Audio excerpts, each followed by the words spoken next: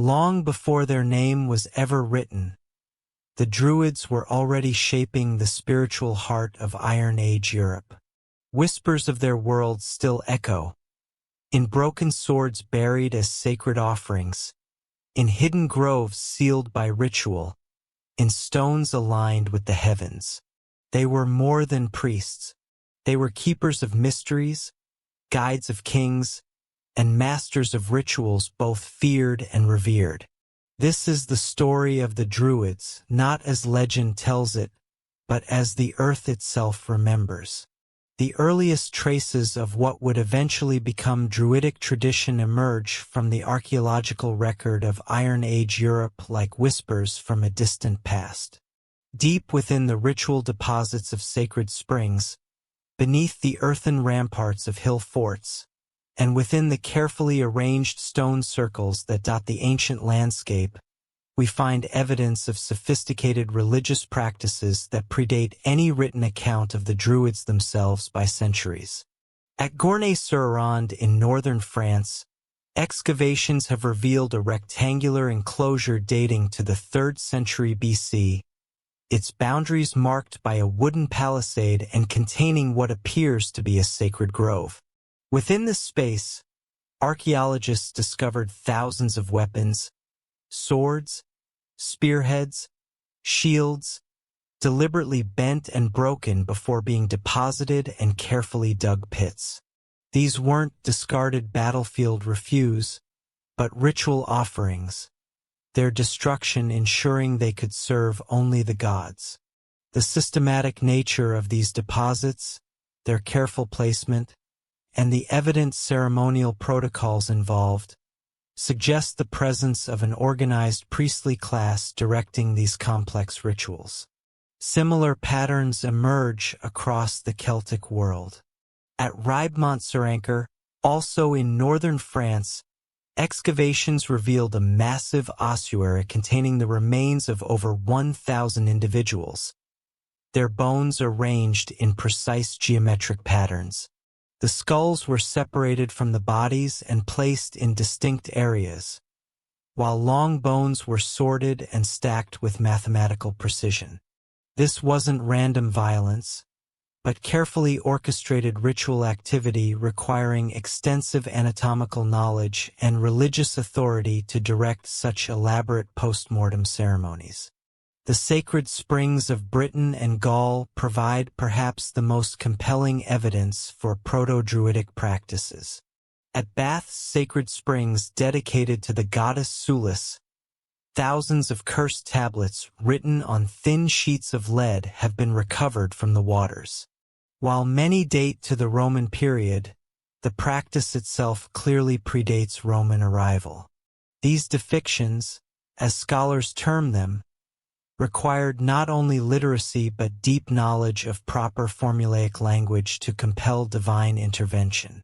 The complexity of their legal terminology and religious invocations suggests a learned class of religious specialists who understood both divine law and human jurisprudence. Across the channel at the source of the Seine, similar deposits reveal the sophistication of pre-Roman Celtic religious practice. Wooden sculptures, anatomical votives representing healed body parts, and bronze figurines were carefully deposited in the sacred waters over centuries. The artistic consistency and religious iconography of these offerings indicate established traditions passed down through generations of religious practitioners who maintained both artistic standards and theological doctrine. The construction of major ritual sites provides additional evidence for organized religious authority in pre-Roman Celtic society.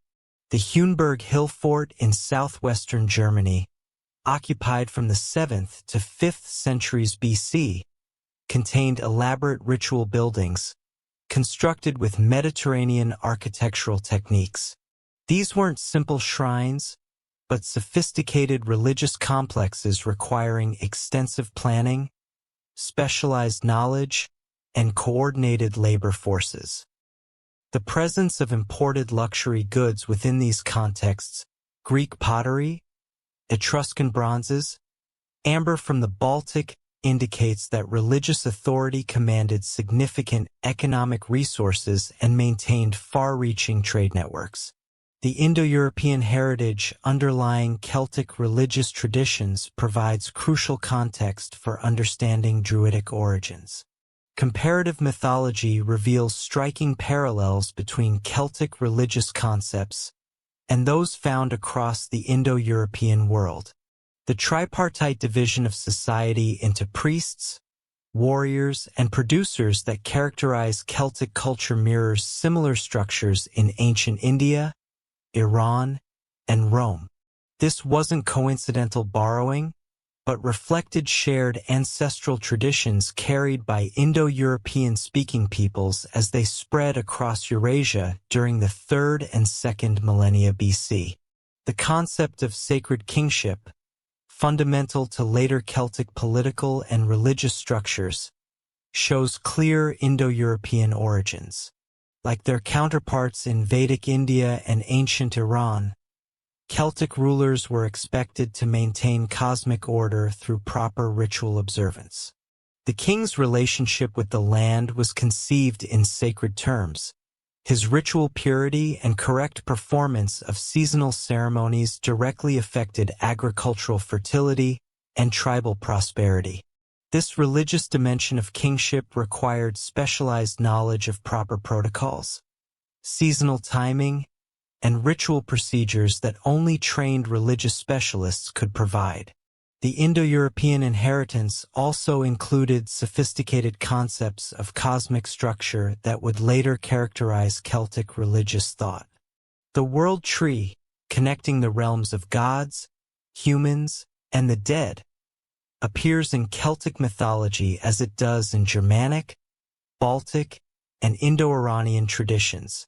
The threefold division of the cosmos, upper world of gods, middle world of humans, and underworld of the dead, provided the basic framework for Celtic religious geography.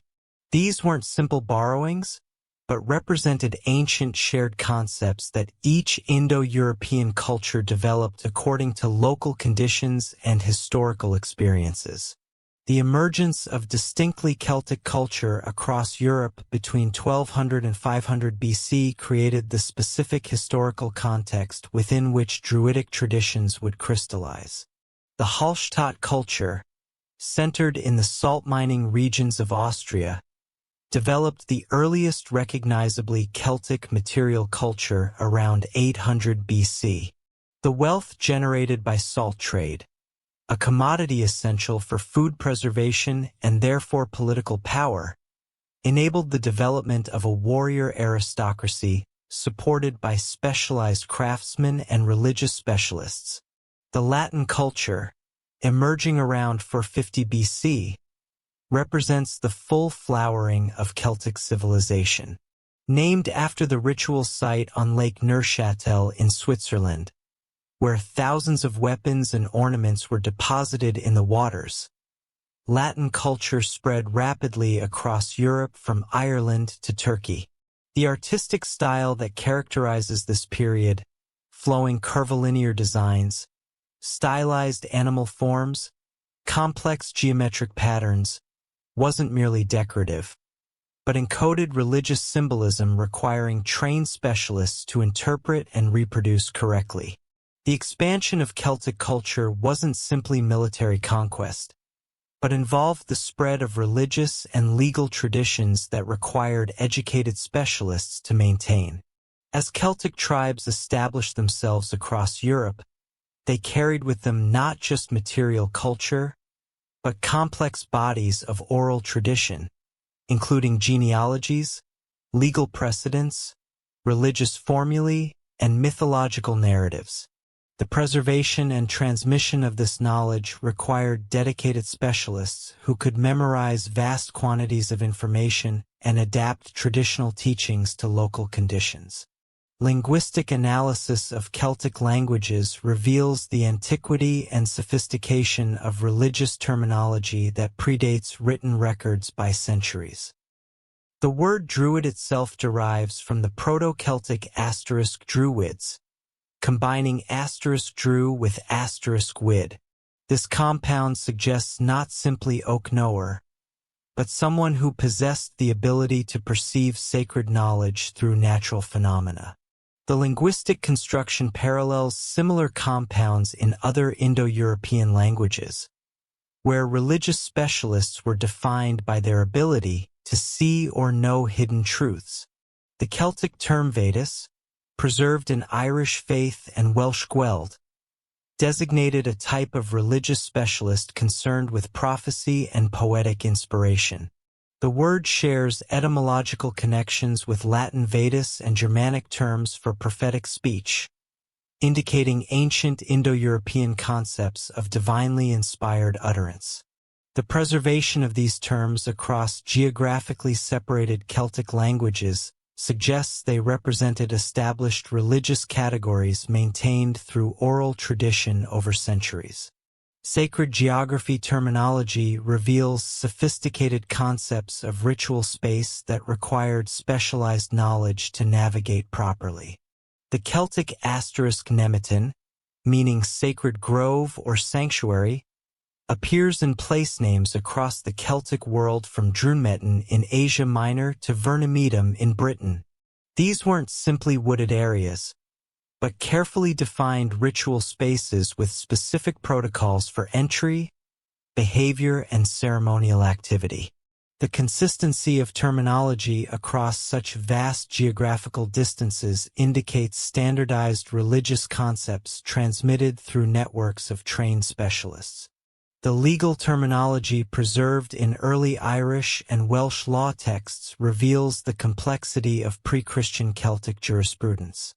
Technical terms for different categories of contracts, property rights, and legal procedures show remarkable consistency with legal concepts found in other Indo-European traditions. The precision of this vocabulary and its systematic application in complex legal scenarios required extensive training that could only be provided by professional legal specialists who combined jurisprudence with religious authority. Seasonal and calendrical terminology demonstrates sophisticated astronomical knowledge integrated with religious observance. The Coligny calendar, discovered in France and dating to the 1st century BC, represents the culmination of centuries of Celtic astronomical observation. Its complex intercalation system, designed to coordinate lunar months with the solar year, required mathematical knowledge and observational skills that could only be maintained by dedicated specialists.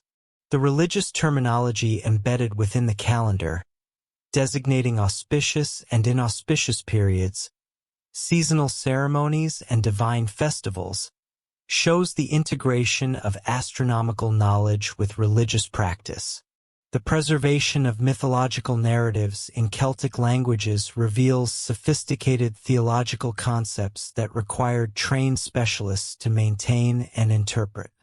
The complex genealogies connecting divine and human lineages, the intricate relationships between tribal deities and territorial boundaries, and the elaborate protocols governing interaction between the human and divine realms all demanded extensive memorization and deep understanding of traditional teachings. The transition from archaeological inference to documented historical reality occurs dramatically with Julius Caesar's arrival in Gaul in 58 BC. For the first time in recorded history, we encounter detailed written accounts of the Druids from an outside observer who claimed direct interaction with these enigmatic figures. Caesar's Commentarii de Bello Gallico, written between 58 and 50 BC, provides our most comprehensive classical description of Druidic society, though his account must be carefully examined through the lens of Roman political and military objectives. Caesar's description of the Druidic hierarchy reveals a sophisticated religious organization that controlled significant aspects of Celtic society. According to his account, the Druids formed a distinct social class exempt from military service and taxation, privileges that elevated them above even the warrior aristocracy in certain respects. At the apex of this hierarchy stood a single chief druid who held supreme authority over all religious matters throughout Gaul. This position was either inherited through succession or, more commonly, elected by the Druidic assembly when the previous holder died. The electoral process Caesar described suggests a democratic element within Druidic organization that contrasted sharply with the autocratic structures Romans typically encountered. When multiple candidates sought the chief Druidic position, the decision was made through voting by the assembled Druids. If this process failed to produce a clear winner, armed conflict could result, indicating that despite their religious nature, Druids were willing to employ violence to resolve succession disputes. This detail reveals the substantial political power at stake in Druidic leadership positions.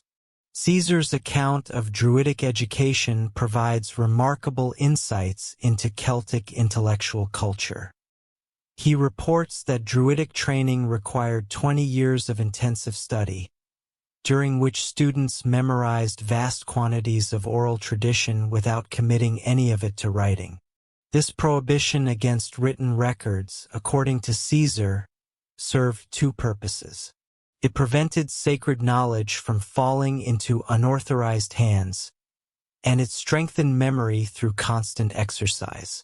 The curriculum included natural philosophy, astronomy, theology, and what Caesar terms the immortality of souls and their passage after death to other bodies.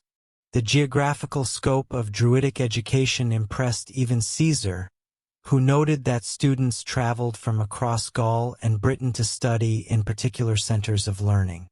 He identifies Britain as the original homeland of Druidic tradition, suggesting that the most advanced teachings could only be obtained there. This claim, if accurate, indicates that despite political fragmentation among Celtic tribes, intellectual and religious networks maintained connections across vast distances and tribal boundaries. Caesar's description of Druidic judicial functions reveals their role as arbiters in both religious and secular disputes. The Druids served as judges in cases involving murder, inheritance, and boundary disputes, with their decisions carrying binding authority backed by the threat of religious sanctions. The most severe punishment they could impose was exclusion from religious ceremonies, which effectively made the condemned person an outcast from society. Caesar notes that individuals suffering this punishment were shunned by all members of their community, and could neither participate in religious rites nor seek legal protection. The annual assembly of Druids at a sacred location in the territory of the Carnutes tribe demonstrates the institutional unity underlying Celtic religious organization. Caesar describes this gathering as occurring at what the Druids considered the center of Gaul, where representatives from across the Celtic world convened to resolve disputes and coordinate religious policy. The fact that even warring tribes respected the neutrality of this assembly indicates the transcendent authority Druids wielded over political divisions. Caesar's account of Druidic human sacrifice practices provides some of the most controversial material in classical sources. He describes various methods of ritual killing, including the construction of enormous wicker figures filled with living victims and set ablaze. While these descriptions have captured popular imagination, they must be evaluated carefully considering Caesar's political motivations and Roman attitudes toward non-Roman religious practices. The Romans routinely accused foreign peoples of practicing human sacrifice as justification for military intervention and cultural suppression. Archaeological evidence from Celtic sites does confirm the practice of ritual human sacrifice in certain contexts, but the scale and systematic nature Caesar describes may reflect Roman propaganda rather than accurate observation. Bog bodies discovered across northern Europe, some showing evidence of ritual killing, demonstrate that human sacrifice occurred within Celtic religious practice, But these isolated finds hardly support Caesar's claims of widespread routine mass sacrifice. Pliny the Elder's Natural History, as completed around 77 to 79 AD, provides a different perspective on Druidic practices focused on their relationship with the natural world. Writing a century after Caesar, Pliny had access to additional sources and could observe the remnants of Druidic tradition that persisted despite Roman suppression efforts. His account emphasizes the botanical and medical knowledge that formed a crucial component of Druidic expertise. Pliny's description of the mistletoe ceremony represents one of the most detailed ritual accounts in classical literature. According to his account, Druids considered mistletoe sacred only when it grew on oak trees, a rare occurrence that made such specimens particularly precious. The harvest ceremony could only be performed on the 6th day of the lunar month, using a golden sickle wielded by a white-robed druid who climbed the tree while other participants waited below with a white cloth to catch the falling plant.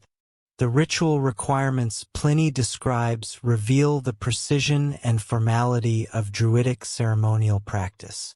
2 white balls were sacrificed during the ceremony, and the harvested mistletoe was distributed among participants who believed it provided protection against poison and enhanced fertility in livestock. The specific timing requirements, the 6th day of the lunar month, demonstrate sophisticated astronomical knowledge integrated with religious observance. Pliny's account of sacred groves provides insights into Celtic concepts of sacred space that archaeological evidence supports. He describes these groves as carefully maintained ritual areas where specific trees were considered dwelling places of particular deities. The Druids served as guardians of these spaces, ensuring that proper protocols were observed and that unauthorized individuals did not disturb the sacred environment. Archaeological excavations at sites like Guernica Aranda have confirmed the existence of such carefully defined ritual spaces with evidence of long-term maintenance and repeated ceremonial use. The botanical knowledge Pliny attributes to the Druids reflects genuine expertise in herbal medicine and natural philosophy. His catalog of plants considered sacred by the Druids includes detailed descriptions of their supposed properties and ritual applications. While some of these claims reflect magical thinking rather than empirical observation, others demonstrate accurate knowledge of plant properties that modern pharmacology has confirmed. The systematic nature of this botanical knowledge suggests formal educational traditions that transmitted detailed information about plant identification, preparation methods, and therapeutic applications. Pliny's account of Druidic astronomy reveals sophisticated observational capabilities that enabled accurate calendar construction and seasonal prediction. He describes Druids as capable of predicting eclipses, calculating optimal times for agricultural activities, and determining auspicious periods for various undertakings. This astronomical knowledge required generations of careful observation and mathematical calculation, supporting Caesar's claims about the lengthy educational requirements for Druidic training. Tacitus provides the most dramatic and politically charged accounts of Druidic activities in his Annals and Agricola, written in the early 2nd century AD. His descriptions focus primarily on the final confrontation between Roman authority and Druidic resistance in Britain, particularly the assault on the island of Mona in 60 AD under the command of Suetonius Paulinus. Tacitus' account of the Mona campaign provides vivid details of the final stronghold of British Druidism. He describes the island as heavily fortified and serving as a refuge for rebels from across Britain who sought sanctuary under Druidic protection. The Roman approach to the island was complicated by the need to transport troops across the treacherous waters of the Menai Strait, where tidal currents and shallow areas made naval operations hazardous. The scene Tacitus paints of the British defense of Mona reveals the psychological impact of Druidic resistance on Roman soldiers. He describes armed warriors interspersed with Druids who raised their hands to heaven while invoking curses upon the Roman forces.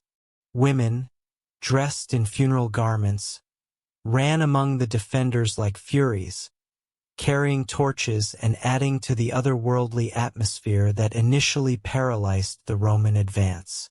The Druids themselves appeared in white robes, their appearance and ritual gestures creating such an impression that seasoned Roman veterans hesitated to advance. Tacitus records that Suetonius had to personally exhort his troops to overcome their superstitious fears and advance against what he characterized as a savage superstition. The Roman assault, when it finally came, was devastating. The defenders were overwhelmed, the sacred groves were cut down, and the altars were destroyed.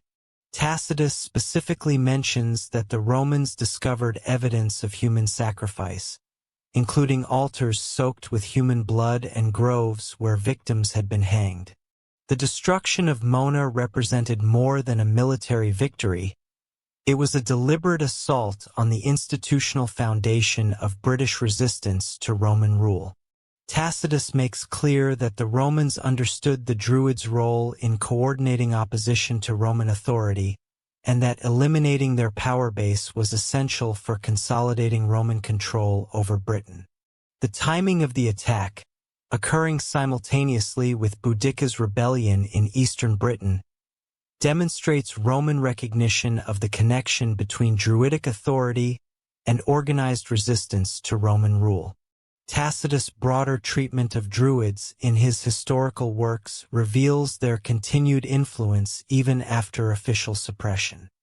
He mentions Druidic involvement in the revolt of Civilis in 69–70 AD, where Druidic prophecies encouraged Germanic and Gallic tribes to believe that the burning of the capital in Rome signaled the transfer of world dominion to peoples beyond the Alps. This incident demonstrates that Druidic influence persisted decades after Caesar's conquest of Gaul and continued to pose challenges to Roman authority. The critical analysis of these classical sources requires careful consideration of Roman cultural biases and objectives that shaped their accounts. Roman authors wrote for Roman audiences with specific expectations about barbarian peoples and their religious practices. The Romans had a complex relationship with foreign religions, sometimes incorporating useful elements while condemning practices that conflicted with Roman values or political interests. The accusation of human sacrifice appears consistently across Roman accounts of various non-Roman peoples, from Carthaginians to Germans to Celts. While archaeological evidence confirms that ritual human sacrifice occurred in Celtic contexts, the systematic and extensive nature described by Roman authors likely reflects literary conventions rather than accurate reporting. Roman authors used accusations of human sacrifice to justify military intervention and cultural suppression, making it difficult to distinguish factual observation from propaganda. The Roman emphasis on Druidic secrecy and refusal to commit teachings to writing may reflect genuine Celtic practices, but it also served Roman rhetorical purposes by portraying Druids as deliberately obscure and potentially subversive. The Romans valued written law and public discourse, so the Druidic reliance on oral tradition could be portrayed as primitive or deliberately deceptive. However, the sophistication of Celtic legal and astronomical knowledge preserved in later Irish and Welsh sources suggests that oral transmission was a deliberate choice rather than an inability to develop writing systems. The political dimensions of Roman accounts become particularly apparent in their treatment of Druidic resistance to Roman authority. Roman authors consistently portrayed Druids as the primary organizers of anti-Roman sentiment, suggesting that eliminating Druidic influence was essential for successful conquest.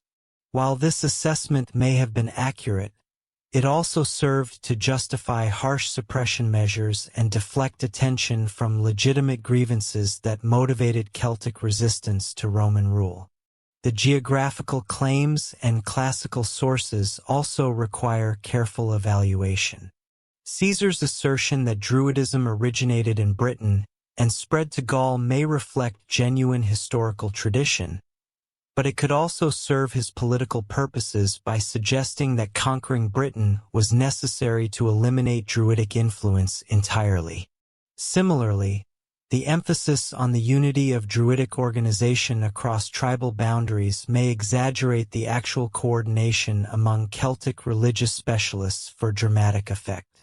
Despite these limitations, the classical sources provide invaluable information about Druidic practices and social organization that archaeological evidence alone cannot supply.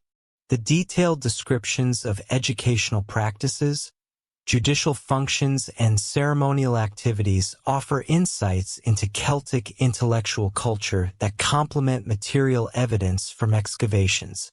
The consistency of certain details across different authors and time periods suggests that some aspects of their accounts reflect accurate observation rather than literary convention. The integration of classical sources with archaeological evidence and later Celtic literary traditions allows for a more nuanced understanding of Druidic society than any single source could provide.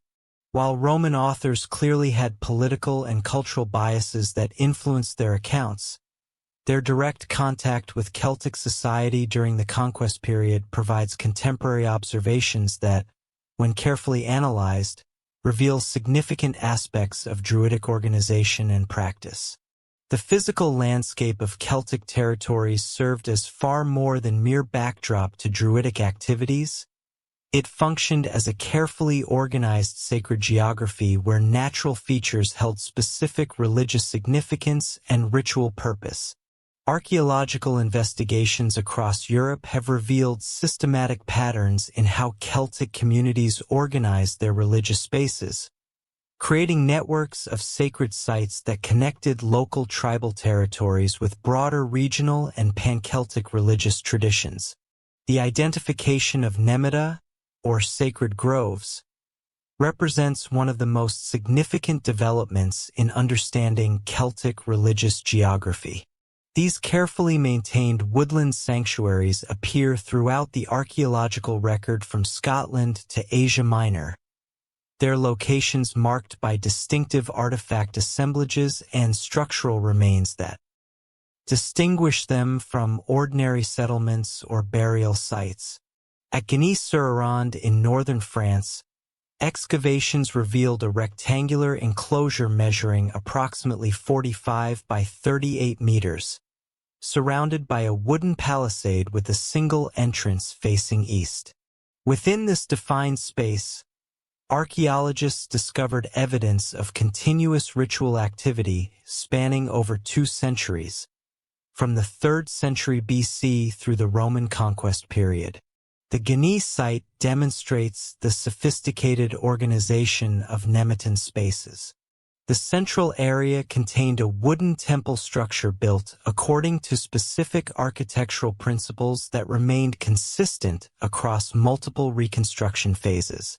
Surrounding this temple, carefully arranged pits contained thousands of weapons, iron swords, spearheads, shields, and helmets that had been deliberately damaged before deposition.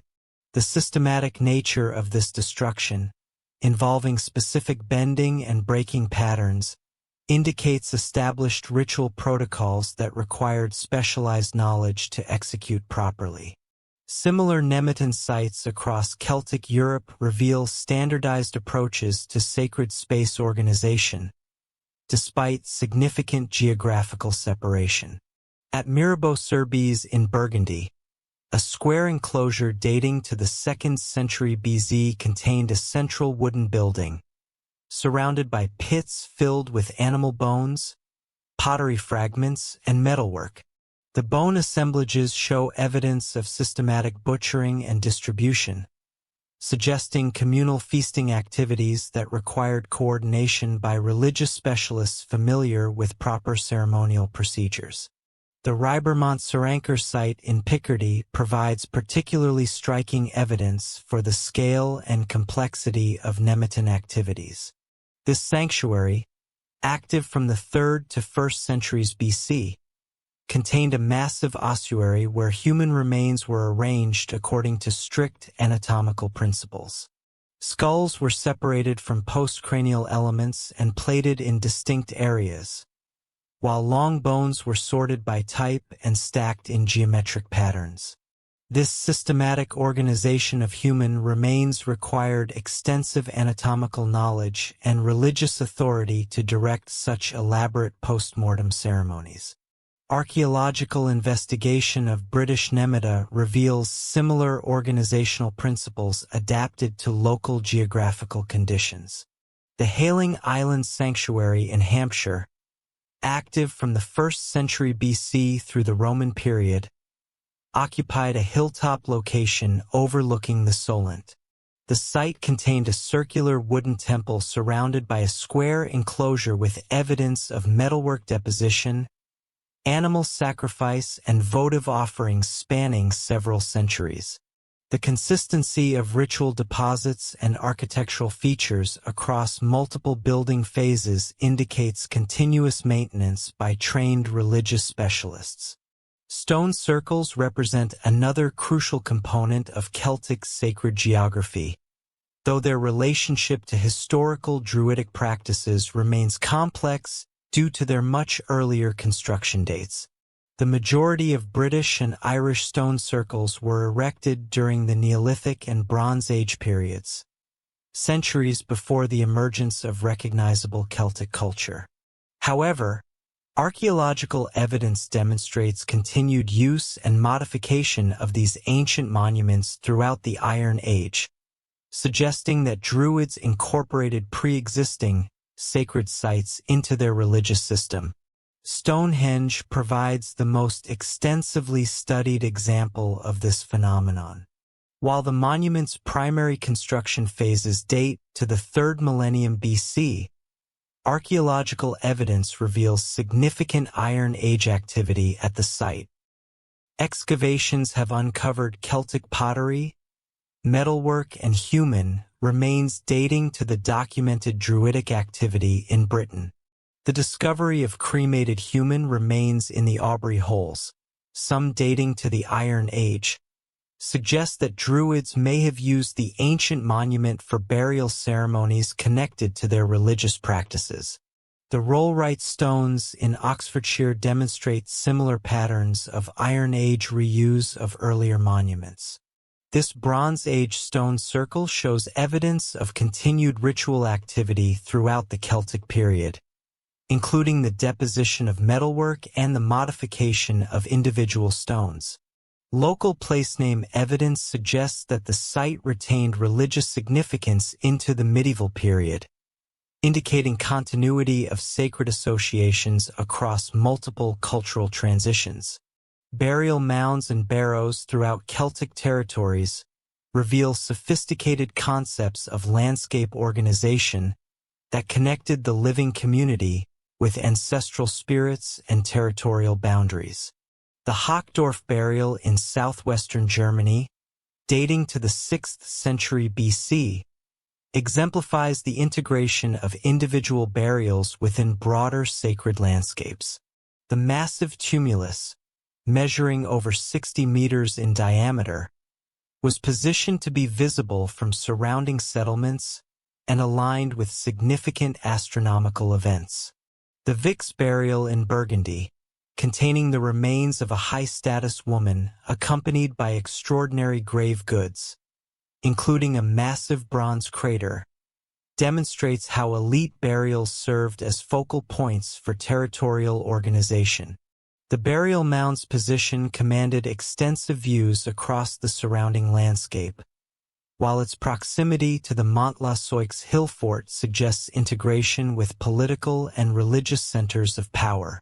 Irish passage tombs, such as Newgrange, Knowth and Dowth in the Boyne Valley, represent earlier traditions that Celtic communities incorporated into their religious geography. While these monuments date to the Neolithic period, medieval Irish texts describe them as Cid or fairy mounds, associated with the Tuatha de Danann and other supernatural beings. The continued significance of these sites in Irish tradition suggests that Druids maintained connections with ancient sacred places, adapting earlier religious concepts to Celtic theological frameworks. The ritual landscape approach to Celtic sacred geography reveals how individual sites functioned as components of integrated religious systems rather than isolated sanctuaries. In the Trier region of Germany, archaeological survey has identified clusters of Celtic temples, burial mounds, and votive deposits organized according to specific spatial relationships. These site complexes were connected by ancient trackways, facilitating movement between different ritual locations during seasonal ceremonies or religious festivals. Water worship formed a fundamental component of Celtic religious practice, with springs, wells, and rivers serving as crucial interfaces between the human and divine realms. The therapeutic springs at Bath, dedicated to the goddess Sulis, provide exceptional evidence for the sophistication of Celtic water cults. The natural hot springs, emerging at a constant temperature of 46 degrees Celsius, were developed into an elaborate sanctuary complex that attracted visitors from across Roman Britain and beyond. Archaeological excavations at Bath have recovered over 12,000 Roman coins thrown into the sacred spring as votive offerings, along with pewter vessels, jewelry, and gemstones. Most significantly, the site has yielded approximately 130 curse tablets written on thin lead sheets and deposited in the spring waters. These depictions, written in Latin but following Celtic legal and religious formulae, demonstrate the persistence of indigenous religious practices within the Roman cultural framework.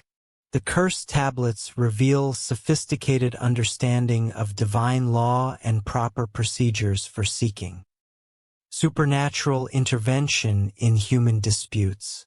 The tablets typically begin with invocations to Sulis Minerva, combining the Celtic goddess with her Roman counterpart, followed by detailed descriptions of alleged crimes and requests for specific punishments.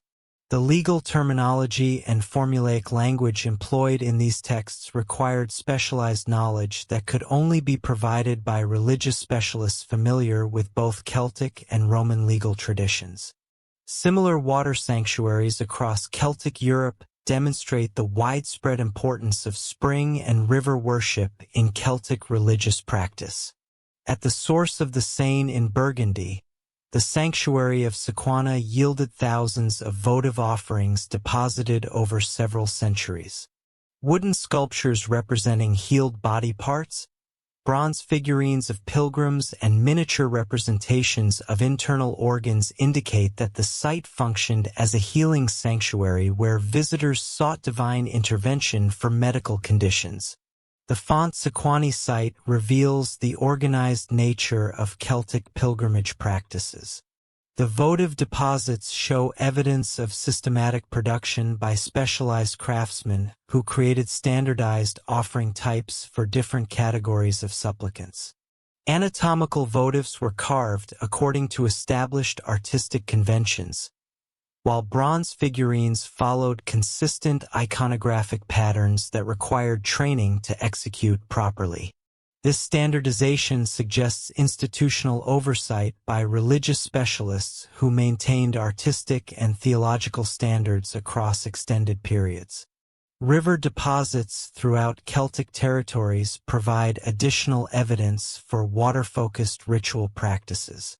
The Thames in particular has yielded extraordinary quantities of high-status metalwork deposited during the Iron Age period. Weapons, tools, ornaments, and cauldrons were thrown into the river at specific locations, often near fords or confluences that held special geographical significance. The concentration of these deposits at particular spots indicates established ritual sites where ceremonies were conducted according to specific protocols.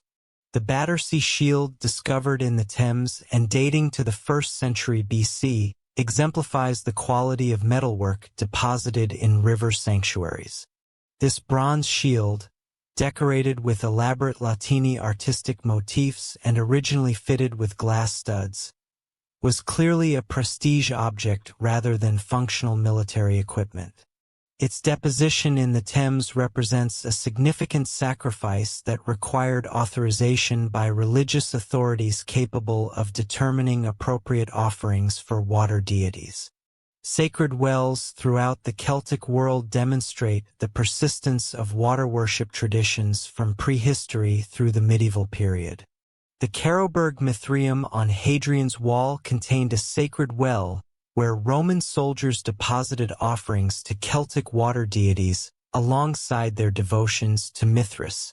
The site yielded altars dedicated to local nymphs and water spirits, indicating the continuation of indigenous religious practices within Roman military context. Irish holy wells preserve evidence for Celtic water worship traditions that survived Christianization. Medieval texts describe elaborate ceremonies conducted at sacred springs, including circuits performed in specific directions, offerings deposited in the water, and healing rituals conducted by specialized practitioners. The persistence of these practices into the modern period suggests deep-rooted traditions that originated in pre-Christian Celtic religious systems. The island of Mona, known today as Anglesey, occupied a position of supreme importance within the sacred geography of Celtic Britain. Classical sources consistently identify Mona as the primary center of Druidic learning and religious authority, a claim supported by archaeological evidence for intensive ritual activity spanning several centuries. The island's geographical position, separated from mainland Wales by the treacherous waters of the Menai Strait, provided natural protection that enabled the development of major religious institutions without interference from external political authorities. Tacitus' account of the Roman assault on Mona in 60 AD describes the island as heavily fortified and serving as a refuge for rebels from across Britain who sought sanctuary under Druidic protection. The Roman commander Suetonius Paulinus recognized that eliminating Druidic influence required the destruction of their institutional base on Mona, making the island's conquest a strategic priority despite the military challenges involved in mounting an amphibious assault across dangerous tidal waters. Archaeological investigation of Anglesey has revealed extensive evidence for Iron Age religious activity that supports classical claims about the island's significance. The Linsarig Buck deposit, discovered during construction of an RAF airfield in 1942, contained over 150 metalwork objects deposited in a lake over approximately 150 years during the 2nd and 1st centuries BC. The assemblage includes weapons, vehicle fittings, slave chains, cauldrons, and currency bars that represent offerings from across Britain and Ireland. The geographical distribution of objects in the Linsarig Buck deposit demonstrates Mona's role as a center for pan-British religious activity. Weapons show stylistic influences from Scotland, Northern England, and Ireland, while vehicle fittings display artistic motifs characteristic of continental Celtic metalwork traditions. This diversity indicates that the site attracted offerings from communities across the Celtic world, supporting classical claims about Mona's supreme religious status. The slave chains discovered at Linsarig Buck provide disturbing evidence for the human cost of Celtic religious practices. These iron restraints, designed to secure multiple individuals in linked groups, were deposited in the lake as votive offerings, along with other high-value metalwork. The presence of such objects in a religious context suggests that human trafficking and slavery formed components of the economic system that supported major Celtic sanctuaries. Additional archaeological sites on Anglesey reveal the extent of Iron Age religious activity across the island. The Bryn Saley DDU passage tomb, originally constructed during the Neolithic period, shows evidence of continued use and modification throughout the Iron Age.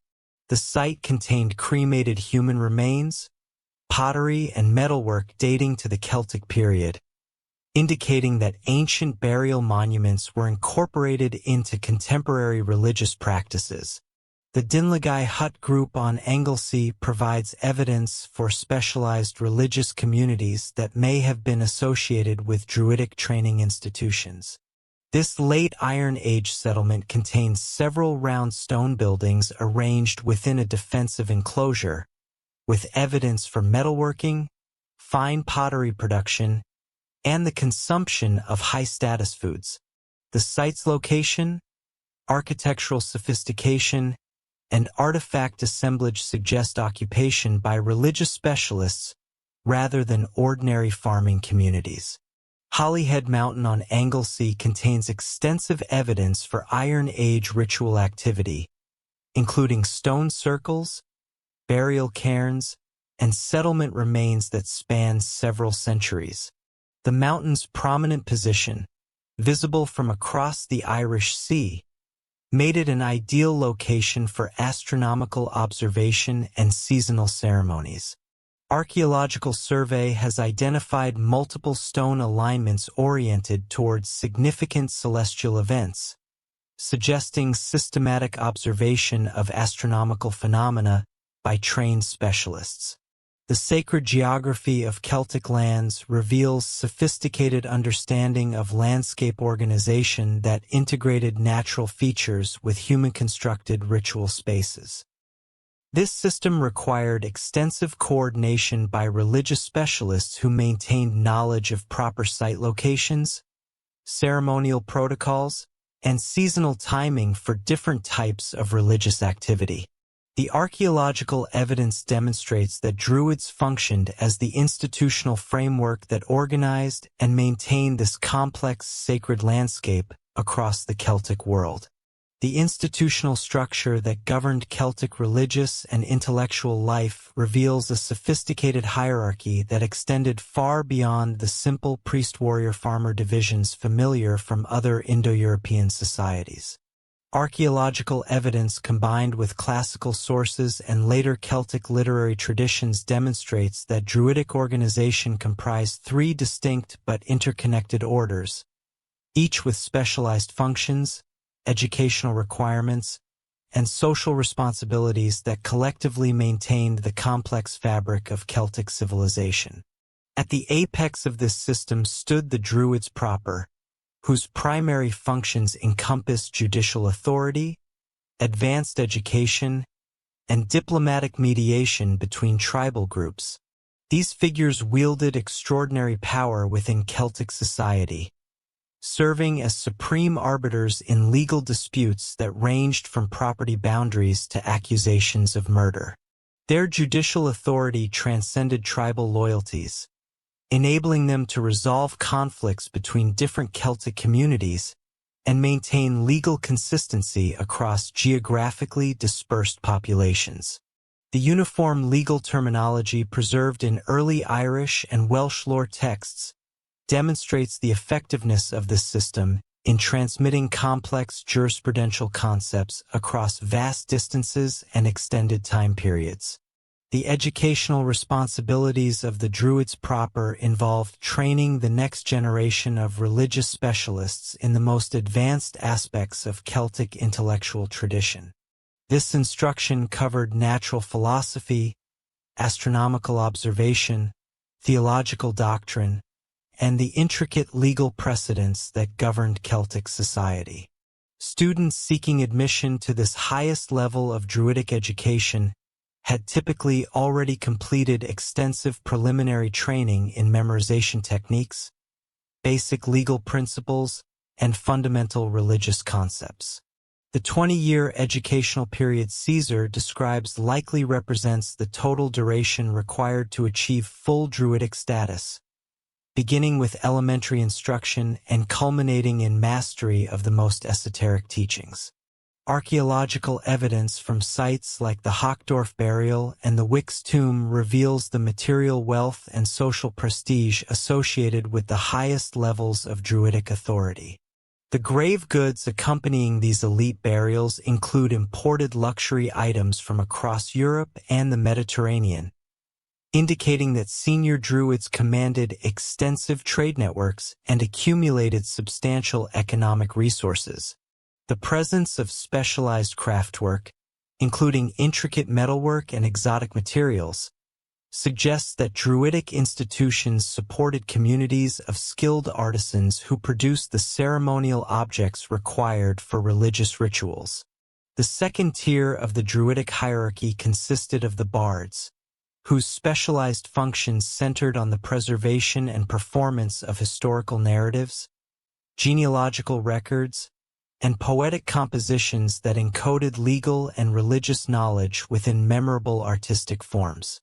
These figures served as the primary repositories of Celtic cultural memory, maintaining vast collections of oral literature that preserve tribal histories, mythological traditions, and legal precedents spanning multiple generations. Their training emphasized verbal artistry, musical composition, and the complex metrical systems that facilitated accurate memorization of extended narrative sequences. Bardic education involved mastery of multiple poetic forms, each suited to different social occasions and communicative purposes.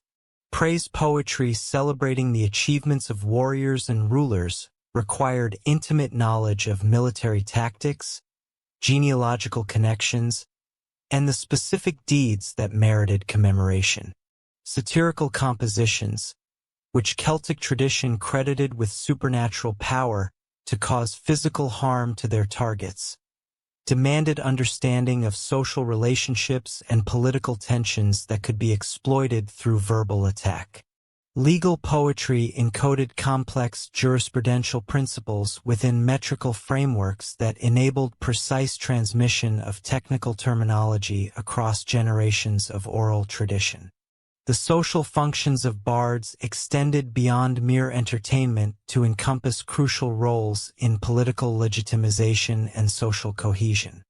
Their genealogical knowledge validated the claims of rulers to legitimate authority by tracing royal lineages back to divine or semi-divine ancestors. During succession disputes, bardic testimony regarding bloodline connections could determine the outcome of political conflicts, making these figures essential participants in the power structures of Celtic society. Their presence at royal courts provided rulers with both ceremonial validation and practical advice based on historical precedent and traditional wisdom. Archaeological evidence for bardic activities appears in the form of specialized musical instruments and performance spaces discovered at high-status Celtic sites. The Deskford Carnix, a bronze war trumpet decorated with elaborate boar's head terminals, demonstrates the sophisticated musical technology available to Celtic performers. Similar instruments discovered across Celtic Europe reveal standardized construction techniques and decorative motifs that suggest coordinated production by specialized craftsmen working according to established artistic traditions. Performance spaces within Celtic settlements show evidence of acoustic considerations and audience arrangements that facilitated bardic presentations. The amphitheater-like arrangements discovered at some Hilford sites provided natural acoustics that enabled single performers to address large audiences without amplification. The positioning of these spaces within settlement layouts indicates their integration into the social activities of Celtic communities, suggesting that bardic performances occurred frequently rather than only during special occasions. The third component of the Druidic hierarchy comprised the Vates, whose specialized knowledge encompassed divination, healing practices, and the interpretation of natural omens that guided both individual decisions and community policies. These figures possessed extensive understanding of herbal medicine, surgical techniques, and the astronomical observations that determined auspicious timing for various undertakings.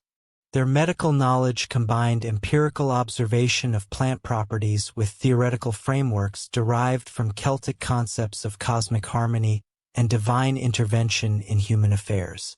The divinatory practices of the Vates involved multiple techniques for obtaining supernatural guidance regarding future events and appropriate courses of action.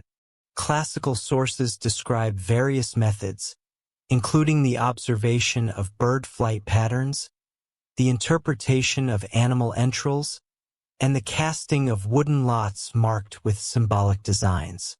Archaeological discoveries of divination equipment, including sets of marked bones and specialized containers for ritual casting, confirm the material culture associated with these practices. Healing sanctuaries throughout Celtic territories provide extensive evidence for the medical knowledge and therapeutic practices maintained by the Vates. The sanctuary of Sequana at the source of the Seine yielded thousands of anatomical votive offerings representing specific body parts that pilgrims sought to heal through divine intervention.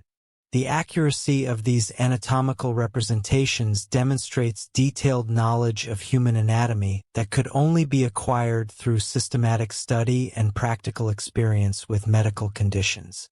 The wooden sculptures discovered at Sequana include representations of internal organs, limbs affected by specific diseases, and complete human figures showing various pathological conditions.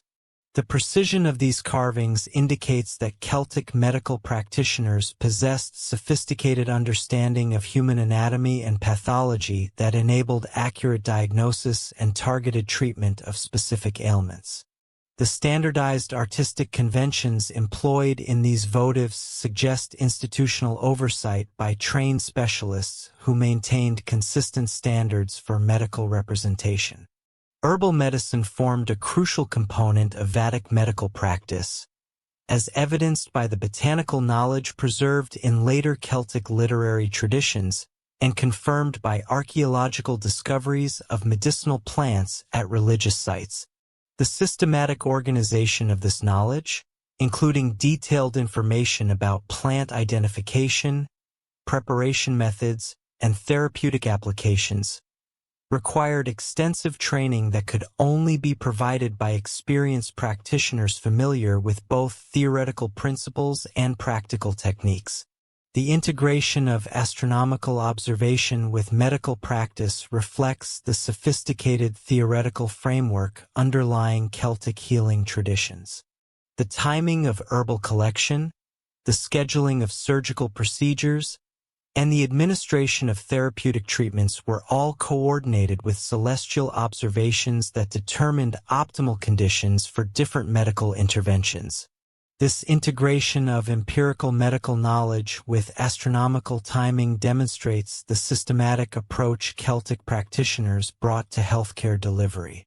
The educational system that prepared individuals for roles within the Druidic hierarchy represents one of the most remarkable intellectual achievements of ancient European civilization. The 20-year training period Caesar describes involved progressive advancement through increasingly specialized levels of instruction, beginning with basic memorization techniques and fundamental religious concepts before advancing to the most esoteric aspects of Celtic intellectual tradition.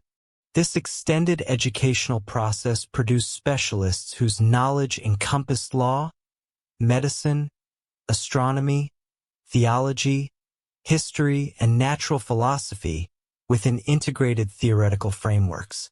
The prohibition against written records that Caesar notes served multiple functions within the Druidic educational system. By requiring students to memorize vast quantities of information rather than relying on written texts, the system strengthened memory capacity and ensured that graduates possessed immediate access to their knowledge without dependence on external resources. The oral transmission of knowledge also maintained strict control over access to specialized information, preventing unauthorized individuals from acquiring religious or legal knowledge that could be misused for personal advantage. The memorization techniques employed in Druidic education involved sophisticated mnemonic systems that encoded complex information within memorable poetic and narrative frameworks. Legal principles were embedded within mythological stories that illustrated their practical application, while astronomical data was preserved within seasonal narratives that connected celestial observations with agricultural activities and religious ceremonies.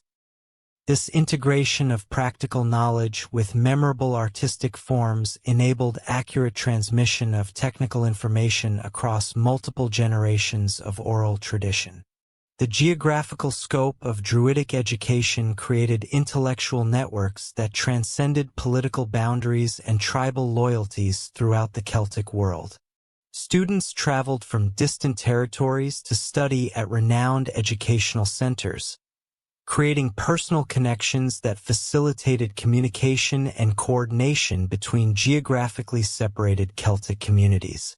These educational networks enabled the maintenance of consistent legal and religious traditions across the vast expanse of Celtic settlement from Ireland to Asia Minor. The curriculum of advanced Druidic education encompassed natural philosophy that addressed fundamental questions about the structure of the universe, the nature of divine powers, and the relationship between human society and cosmic order. This instruction included detailed astronomical observation that enabled accurate calendar construction, eclipse prediction, and the determination of optimal timing for various activities. The mathematical knowledge required for these calculations demonstrates the sophisticated intellectual capabilities developed within Druidic educational institutions. Gender roles within Druidic society present complex patterns that defy simple categorization according to expectations about ancient gender restrictions. Classical sources provide limited but significant references to female religious specialists who exercised authority within Celtic religious institutions, while archaeological evidence reveals women occupying high-status positions that may have been connected to religious functions. The integration of this evidence with later Celtic literary traditions suggests that women participated in Druidic activities across multiple levels of the institutional hierarchy. The Vix burial in Burgundy provides the most spectacular archaeological evidence for high-status women in Celtic society who may have held religious authority. The massive bronze crater discovered in this 6th century BC burial, capable of holding over 1,000 liters of liquid, represents one of the largest metal vessels known from the ancient world. The burial's position commanding extensive territorial views and its proximity to major hill fort complexes suggest that the interred woman wielded significant political and possibly religious authority within her community. Additional female burials throughout Celtic reveal patterns of grave goods and burial treatment that indicate specialized roles possibly connected to religious functions. The Reinheim burial in Germany contained a woman accompanied by elaborate jewelry, imported luxury goods, and specialized equipment that may have been used for divination or ceremonial purposes. The quality and variety of these grave goods indicate that high-status Celtic women could accumulate substantial wealth and social prestige through their specialized activities. Classical references to female Druids appear in later Roman sources that describe women serving as priestesses, prophets, and advisors to political leaders. Tacitus mentions women participating in the defense of Mona alongside male Druids, suggesting that female religious specialists shared in the political and military aspects of Druidic resistance to Roman conquest. These references, while limited, indicate that women could achieve positions of religious authority that enabled them to participate in the highest levels of Celtic political activity. The archaeological evidence from healing sanctuaries suggests that women may have played particularly important roles as medical practitioners within the Vedic order. The anatomical votives discovered at sites like Sequana include numerous representations of female reproductive organs and conditions specific to women's health, indicating specialized knowledge of gynecological medicine that was likely maintained by female practitioners. The precision and detail of these representations suggests systematic study of women's medical conditions by specialists familiar with female anatomy and reproductive health. Irish literary traditions preserve extensive evidence for female religious specialists who exercised significant authority within pre-Christian Celtic society. The figure of the Bandrui, or female druid, appears frequently in medieval Irish texts as a powerful practitioner of magic, prophecy, and healing, who could influence the outcomes of battles and political conflicts. While these sources date to the medieval period, their consistent portrayal of female religious authority suggests the preservation of ancient traditions regarding women's roles within Druidic institutions. The social status of Druids within Celtic society reflected their essential functions as mediators between human communities and divine powers, arbiters of legal disputes and guardians of cultural traditions that maintained social cohesion across tribal boundaries. Their exemption from military service and taxation, as noted by Caesar, elevated them above the warrior aristocracy in certain respects, while acknowledging their specialized contributions to community welfare. This privileged status enabled Druids to accumulate substantial wealth, maintain extensive educational institutions, and exercise political influence that extended across tribal territories. The advisory relationships between Druids and Celtic rulers created complex dynamics that balanced royal authority with religious oversight of political decisions. Kings and tribal leaders relied on Druidic knowledge of legal precedent, astronomical timing, and divine will to guide their policy decisions and validate their authority to rule. This dependence on Druidic expertise provided religious specialists with significant influence over political affairs, while maintaining the theoretical supremacy of secular rulers in military and administrative matters. The diplomatic functions of Druids enabled them to serve as neutral mediators in conflicts between different tribal groups, facilitating negotiations and treaty arrangements that might otherwise have been impossible due to traditional enmities and competing territorial claims. Their religious authority transcended political boundaries, enabling them to invoke supernatural sanctions against treaty violations and provide credible guarantees for negotiated agreements. This diplomatic role required extensive knowledge of legal traditions, genealogical relationships, and territorial boundaries that could only be maintained through systematic education and institutional memory. The fundamental architecture of Celtic thought rested upon a sophisticated understanding of existence that transcended the simple binary of life and death familiar in many ancient cultures.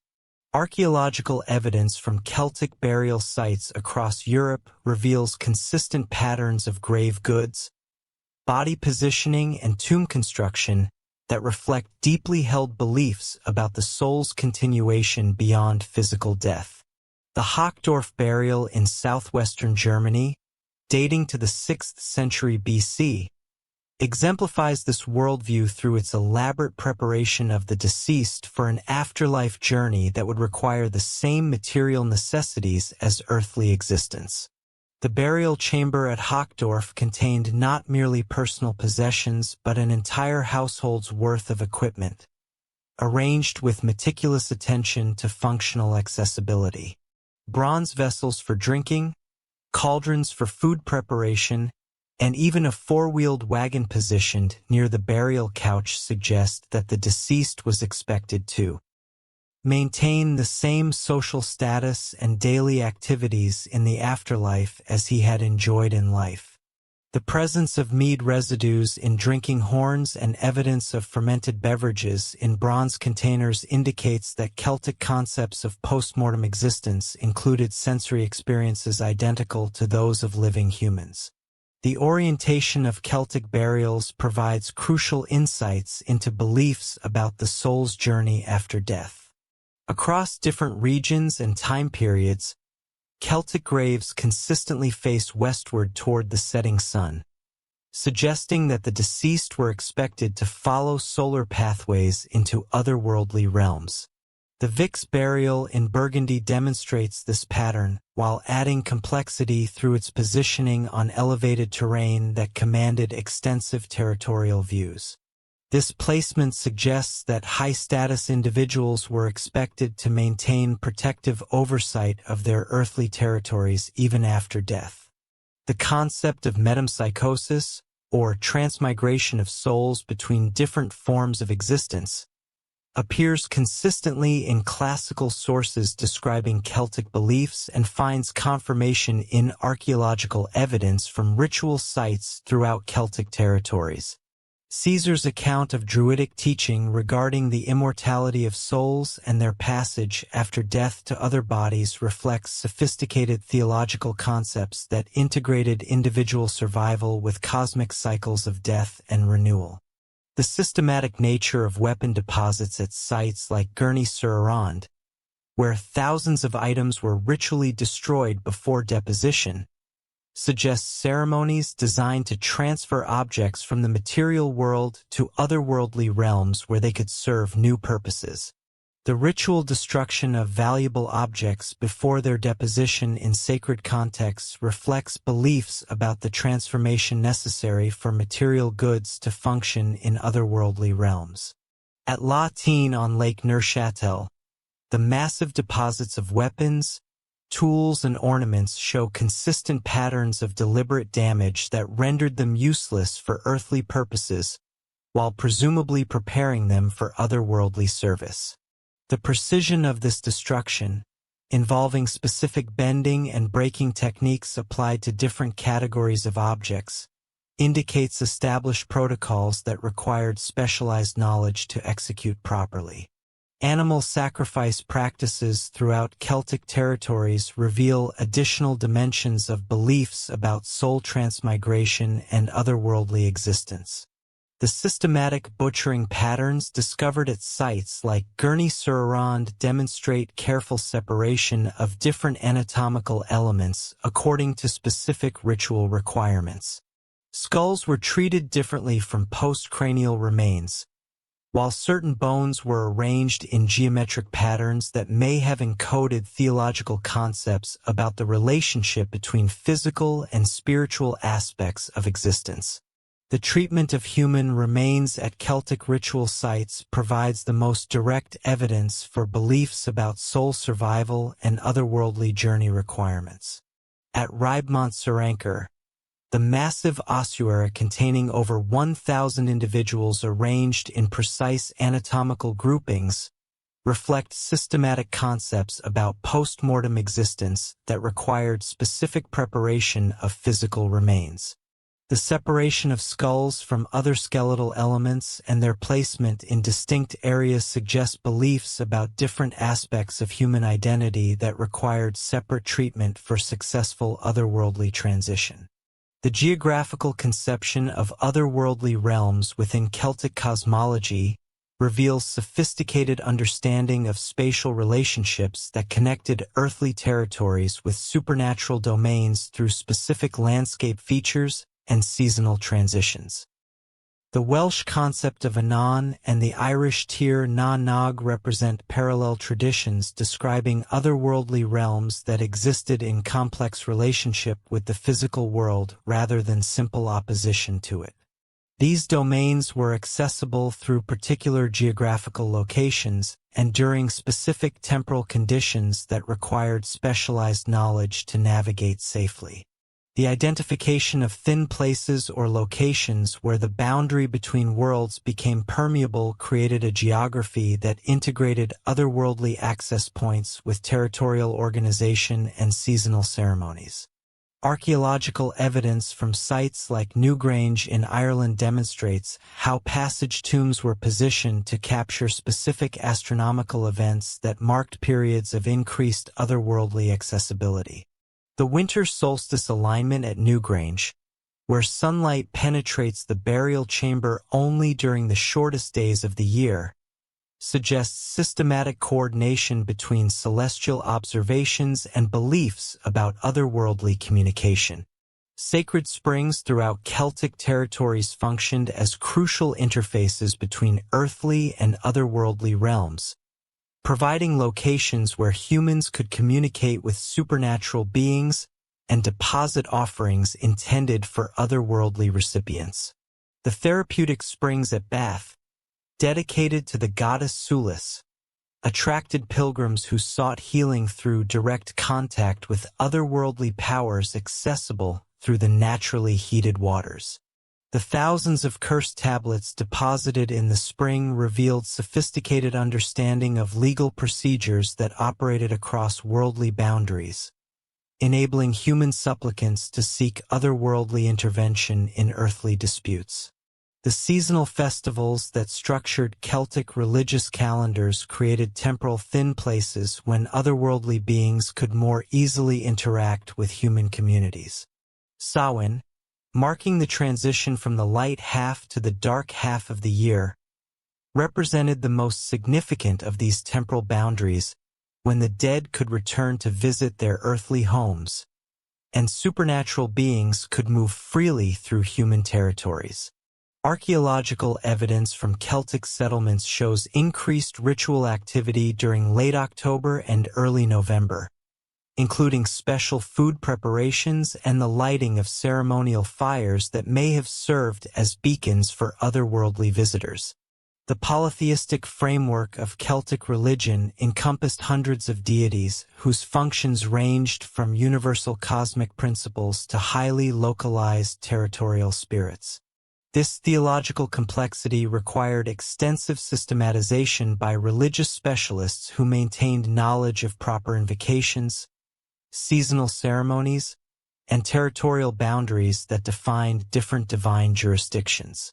The consistency of certain divine names across geographically separated Celtic regions indicates successful transmission of theological knowledge through networks of trained specialists who coordinated religious practices across tribal boundaries. Cnunnos, the horned god, whose image appears on the Gundestrup cauldron and numerous other Celtic artifacts, represents one of the most widely recognized deities in the Celtic pantheon. His iconography consistently associates him with wild animals, particularly stags, and with symbols of abundance including torques and bags of grain. Archaeological discoveries of Cnunnos imagery from Scotland to Romania demonstrate the geographical extent of his worship while revealing regional variations that reflect local adaptation of universal divine concepts. The Gundestrup cauldron, discovered in a Danish bog but clearly of Celtic manufacture, provides exceptional insight into the complex iconography associated with Cnunnos worship. The deity appears in a cross-legged meditation posture, grasping a torque in one hand and a ram-headed serpent in the other, surrounded by various animals including stags, boars, and bulls. This imagery suggests concepts of divine lordship over the natural world that required human intermediaries to maintain proper relationships between human communities and wild animal populations. Regional variations in Cnunnos imagery reveal how universal divine concepts were adapted to local geographical and cultural conditions. In Britain, the deity often appears associated with coins and symbols of material prosperity, reflecting the economic concerns of communities engaged in extensive trade networks. Continental examples more frequently emphasize his connection to forest environments and wild animal populations, suggesting adaptation to different ecological contexts and subsistence strategies. Brigid represents another major Celtic deity whose worship extended across the entire Celtic world, while maintaining consistent associations with craftsmanship, healing, and poetic inspiration. Archaeological evidence for Brigid worship appears in the form of specialized workshops, healing sanctuaries, and educational centers that may have been dedicated to her patronage. The goddess' triple nature, encompassing smithcraft, healing, and poetry, reflects the integration of practical skills with supernatural inspiration that characterized Celtic approaches to specialized knowledge. The sanctuary of Brigid at Kildare in Ireland provides exceptional evidence for the institutional structures associated with major Celtic deities. Medieval sources describe an eternal flame maintained by a community of religious specialists who preserved ancient ceremonial traditions through the Christian period. Archaeological investigation of the site has revealed evidence for continuous religious activity spanning over a millennium, including metalworking facilities, healing springs, and educational buildings that supported communities of specialized practitioners. Metalworking sites throughout Celtic territories show consistent associations with religious activity that suggests divine patronage of craftwork requiring specialized knowledge and supernatural inspiration.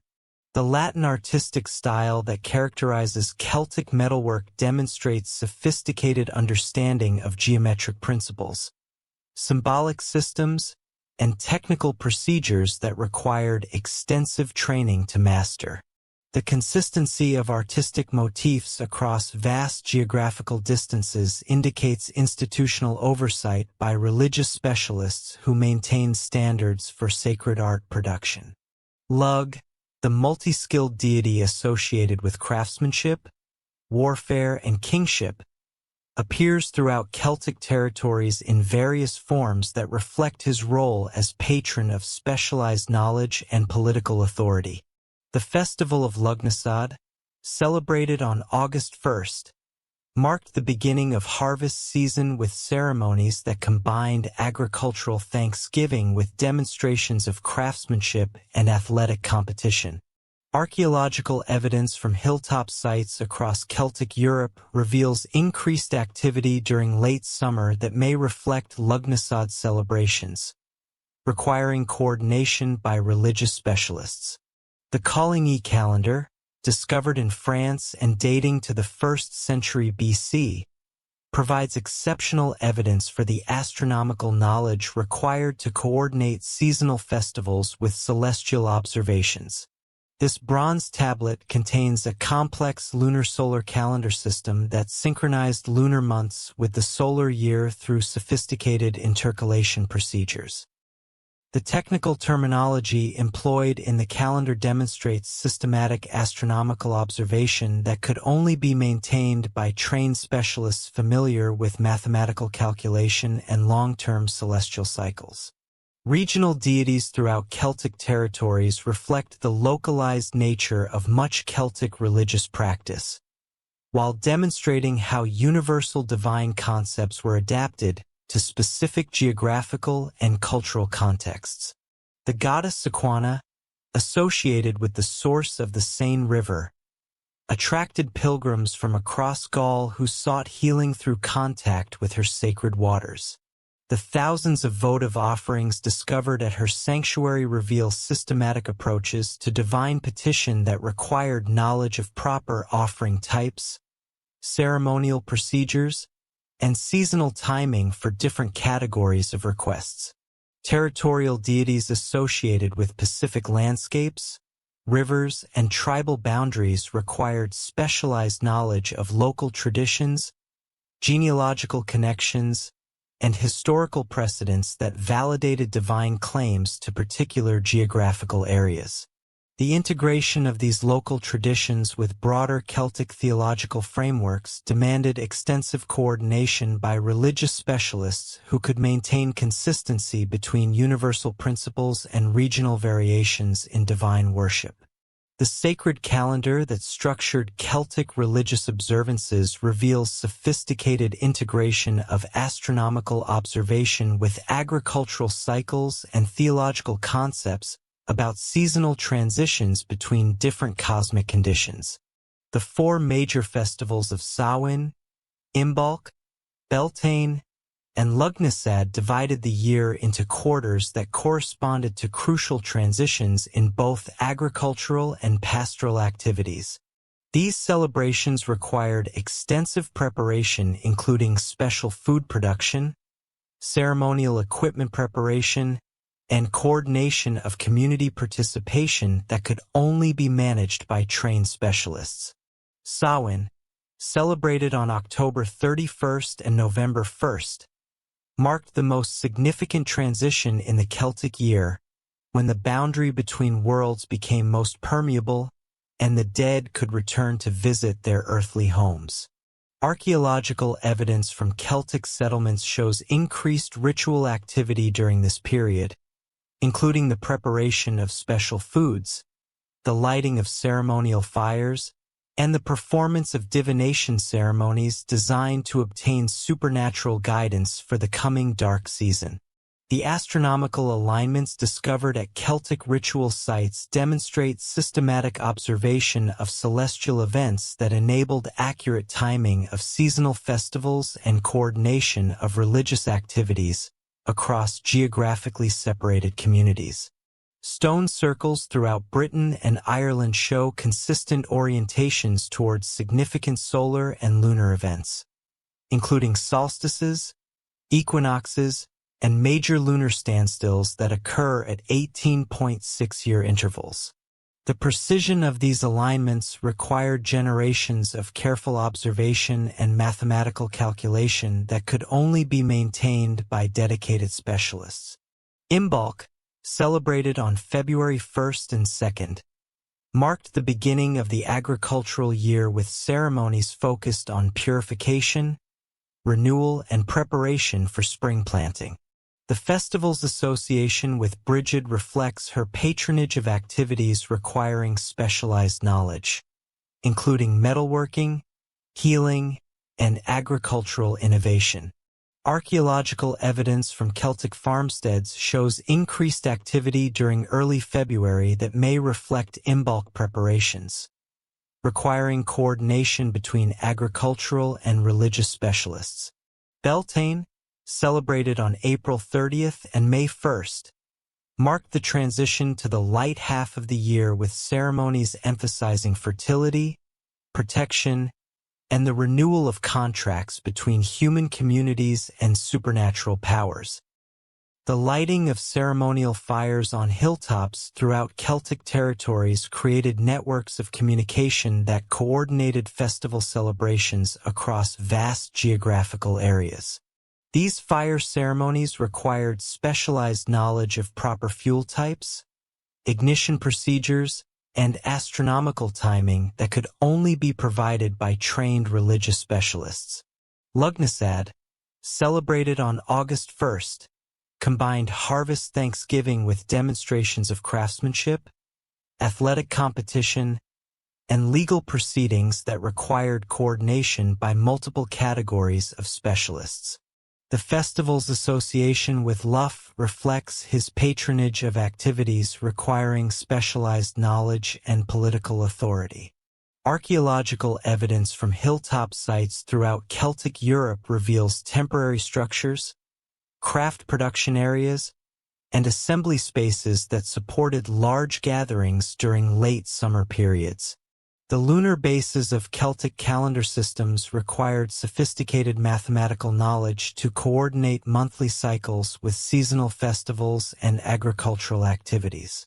The Coligny calendar demonstrates mastery of intercalation procedures that maintain synchronization between lunar months and the solar year over extended periods. The complexity of these calculations required institutional memory spanning multiple generations of trained specialists who could maintain accuracy through systematic observation and mathematical computation. The rhythmic beating of bronze-tipped spears against wooden shields echoed across the hillsides of Gaul as Celtic communities prepared for Samhain, the most significant festival in their sacred calendar. Archaeological excavations at Opata throughout Europe have revealed extensive evidence for the elaborate preparations these seasonal celebrations required, including specialized cooking facilities, temporary structures for housing visitors, and carefully arranged deposits of ceremonial objects that would be destroyed during the festivities.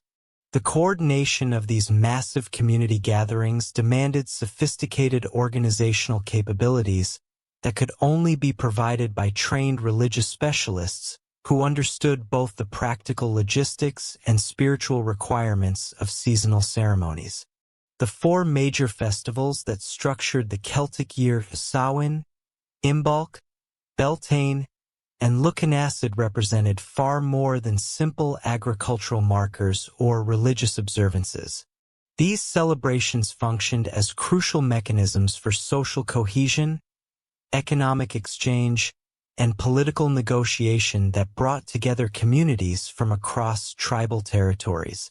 The timing of these festivals, determined through careful astronomical observation, required coordination between multiple categories of specialists, including astronomers who calculated optimal dates, legal experts who supervised contract negotiations, and religious authorities who ensured proper ceremonial protocols were observed. Samhain, celebrated during the transition from October to November, marked the beginning of the dark half of the year when the boundary between the living world and the realm of the dead became most permeable. Archaeological evidence from Celtic settlements shows dramatic increases in ritual activity during this period, including the slaughter of livestock for winter preservation, the brewing of ceremonial beverages, and the preparation of special foods that would sustain communities through the approaching cold season. The Danbury Hill Fort in Hampshire reveals extensive evidence for Samhain preparations, including large-scale grain processing, the construction of temporary storage facilities, and the organization of massive communal feasts that could accommodate hundreds of participants. The practical aspects of Samhain celebrations required months of advanced preparation, coordinated by specialists who understood both agricultural timing and religious requirements. Cattle and sheep designated for winter slaughter had to be selected according to specific criteria that balanced nutritional needs with ritual appropriateness. The animals chosen for ceremonial sacrifice required particular physical characteristics and genealogical backgrounds that qualified them for divine offering. Archaeological analysis of animal bones from Celtic sites reveals systematic selection patterns that indicate specialized knowledge of livestock breeding and religious protocols governing animal sacrifice. The brewing of ceremonial beverages for Samhain festivities involved complex fermentation processes that required precise timing and specialized equipment. Archaeological discoveries at the Hochdorf burial site included bronze cauldrons with residues of fermented honey beverages, while similar vessels from sites across Celtic Europe contain evidence for various alcoholic drinks, including barley beer, fruit wines, and herb-infused spirits. The production of these beverages in quantities sufficient for major festivals demanded coordination between agricultural specialists who grew the necessary ingredients, and brewing experts who understood fermentation chemistry and seasonal timing. The divination ceremonies that formed central components of Samhain observances required extensive preparation of specialized equipment and careful training of participants in proper interpretation techniques. Archaeological discoveries of divination sets from Celtic include collections of marked bones, carved wooden lots, and bronze implements designed for specific fortune-telling procedures. The Colchester divination set, discovered in a 1st century BC burial, contained over 30 individual pieces including dice-like objects marked with various symbols, small bronze figurines representing different categories of supernatural beings, and containers designed for the ritual casting of lots. The interpretation of divination results demanded extensive knowledge of symbolic systems, mythological references, and legal precedents that could only be acquired through years of specialized training. The consistency of divinatory symbols across geographically separated Celtic sites suggests standardized educational curricula that transmitted interpretive knowledge through networks of trained specialists. Bone dice discovered at sites from Scotland to Spain show identical marking systems and manufacturing techniques that indicate coordinated production by craftsmen working according to established religious specifications.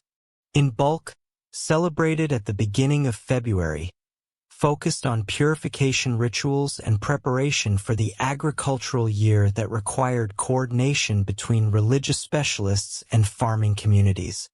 The festival's association with Brigid, the goddess of smithcraft, healing, and poetry, reflects the integration of practical skills with supernatural inspiration that characterized Celtic approaches to specialized knowledge.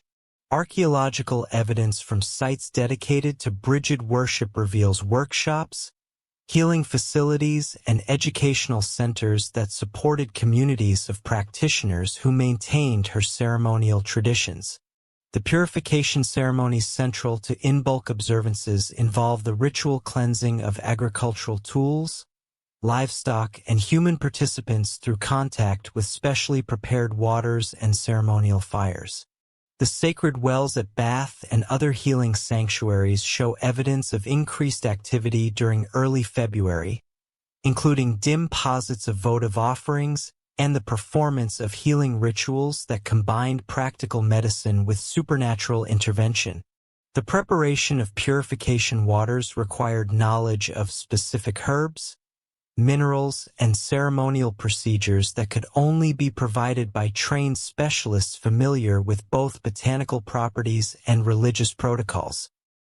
The blessing of agricultural implements during in-bulk ceremonies ensured divine protection for the coming planting season, while providing opportunities for technical instruction in improved farming methods.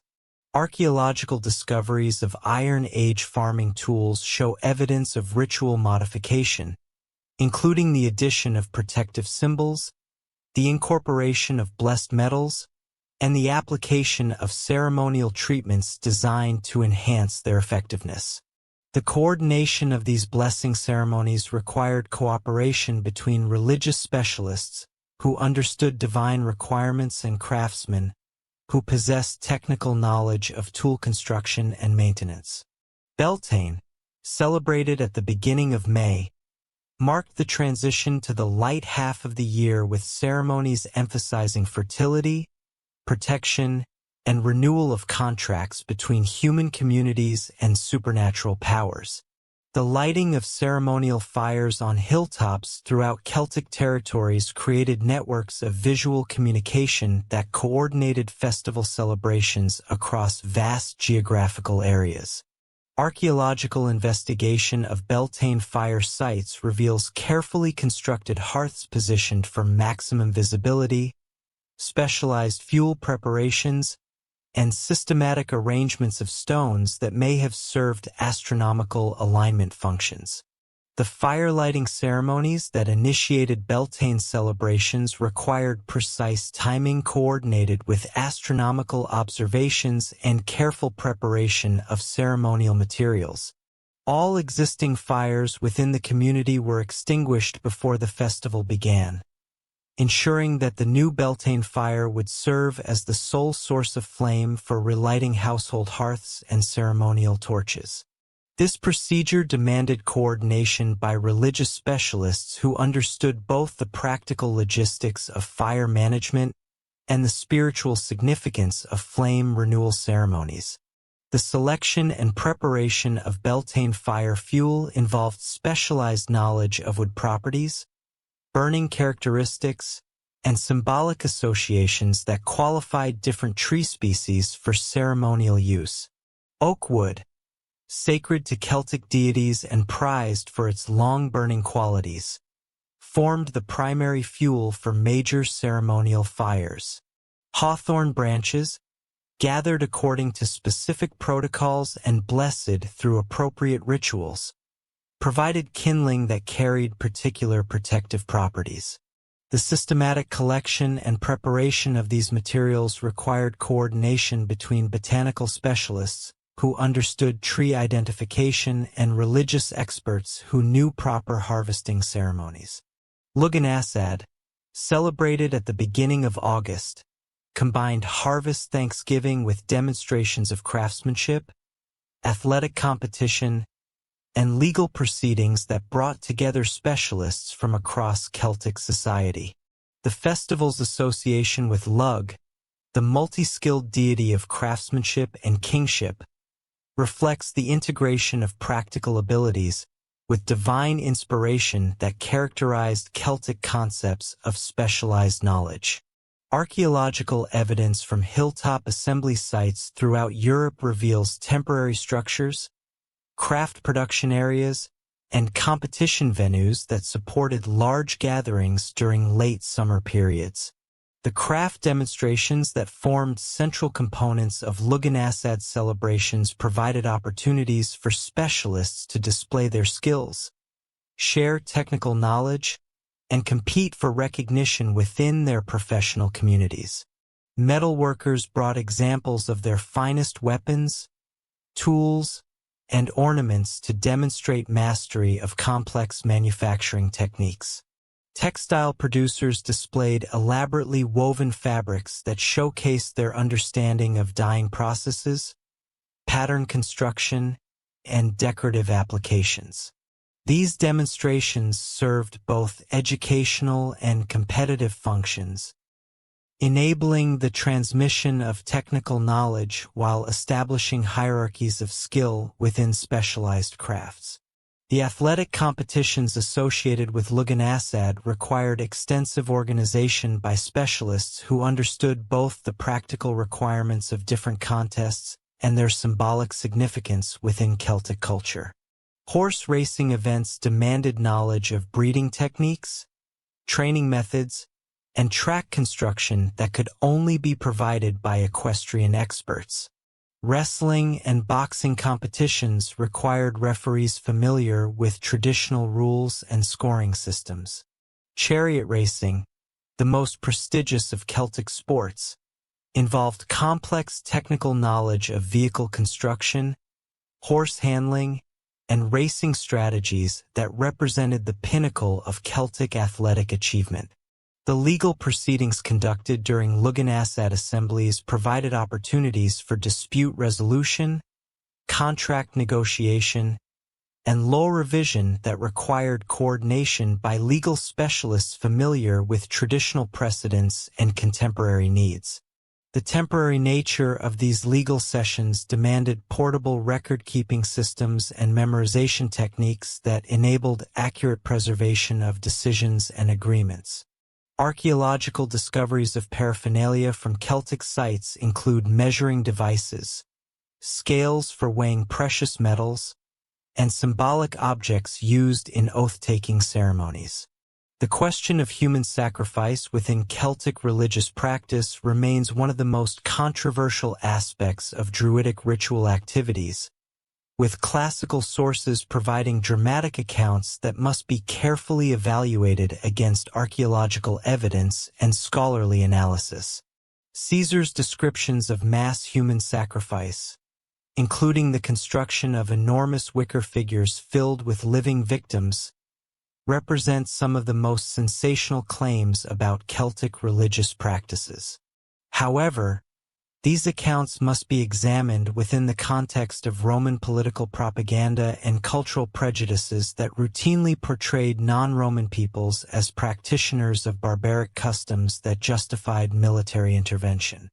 Archaeological evidence for human sacrifice in Celtic contexts does exist, but the scale and systematic nature described by classical authors appear significantly exaggerated. Bog bodies discovered across northern Europe provide clear evidence that ritual human sacrifice occurred within Celtic religious practice, but these isolated discoveries hardly support claims of widespread routine mass sacrifice.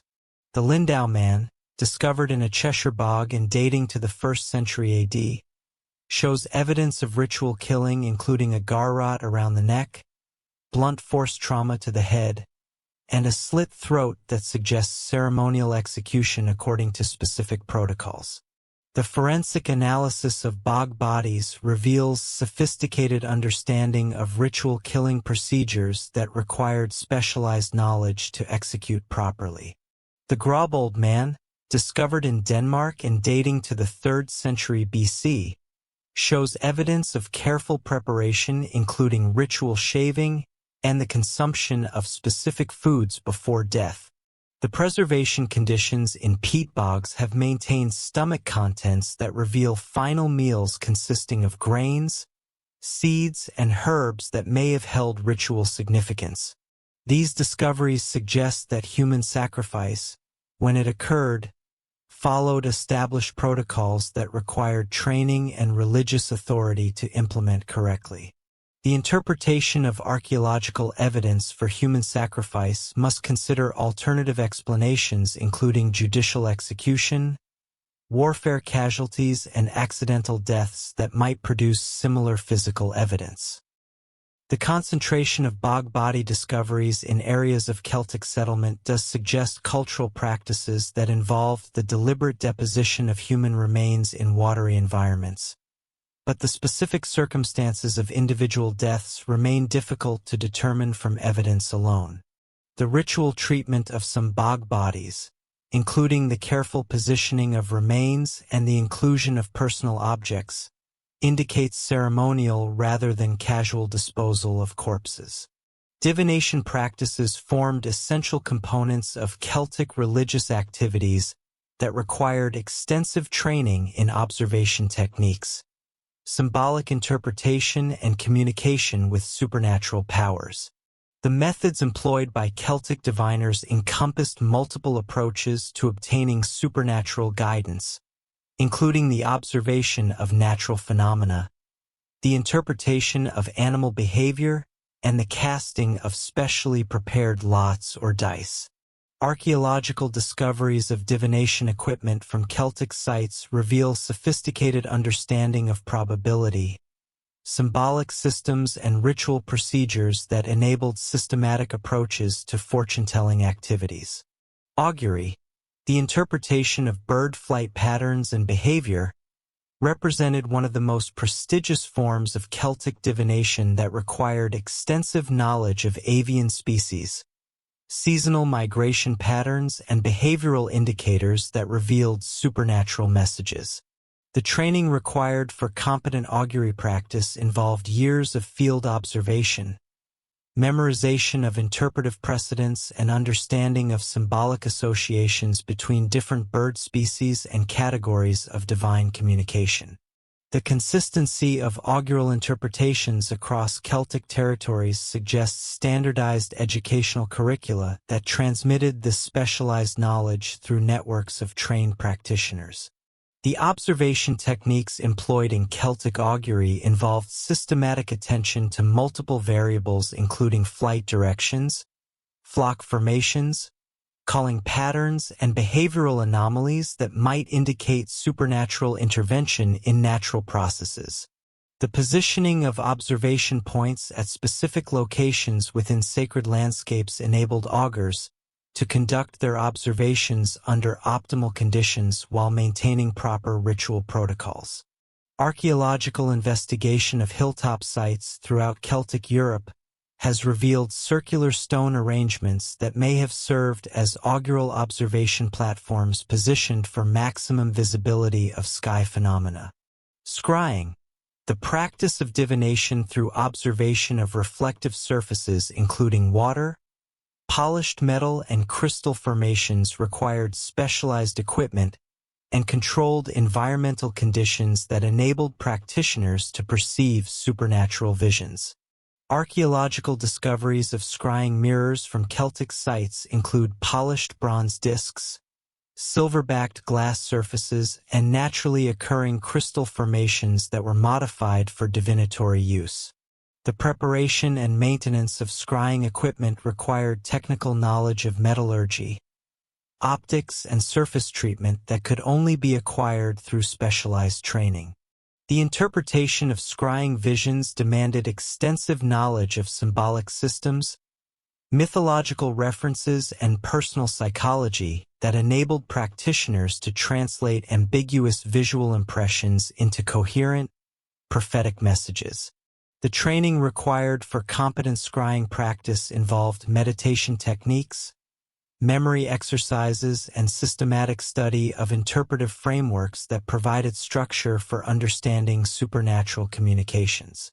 The consistency of scrying symbolism across Celtic territories suggests coordinated, educational systems that transmitted interpretive knowledge through established institutional networks.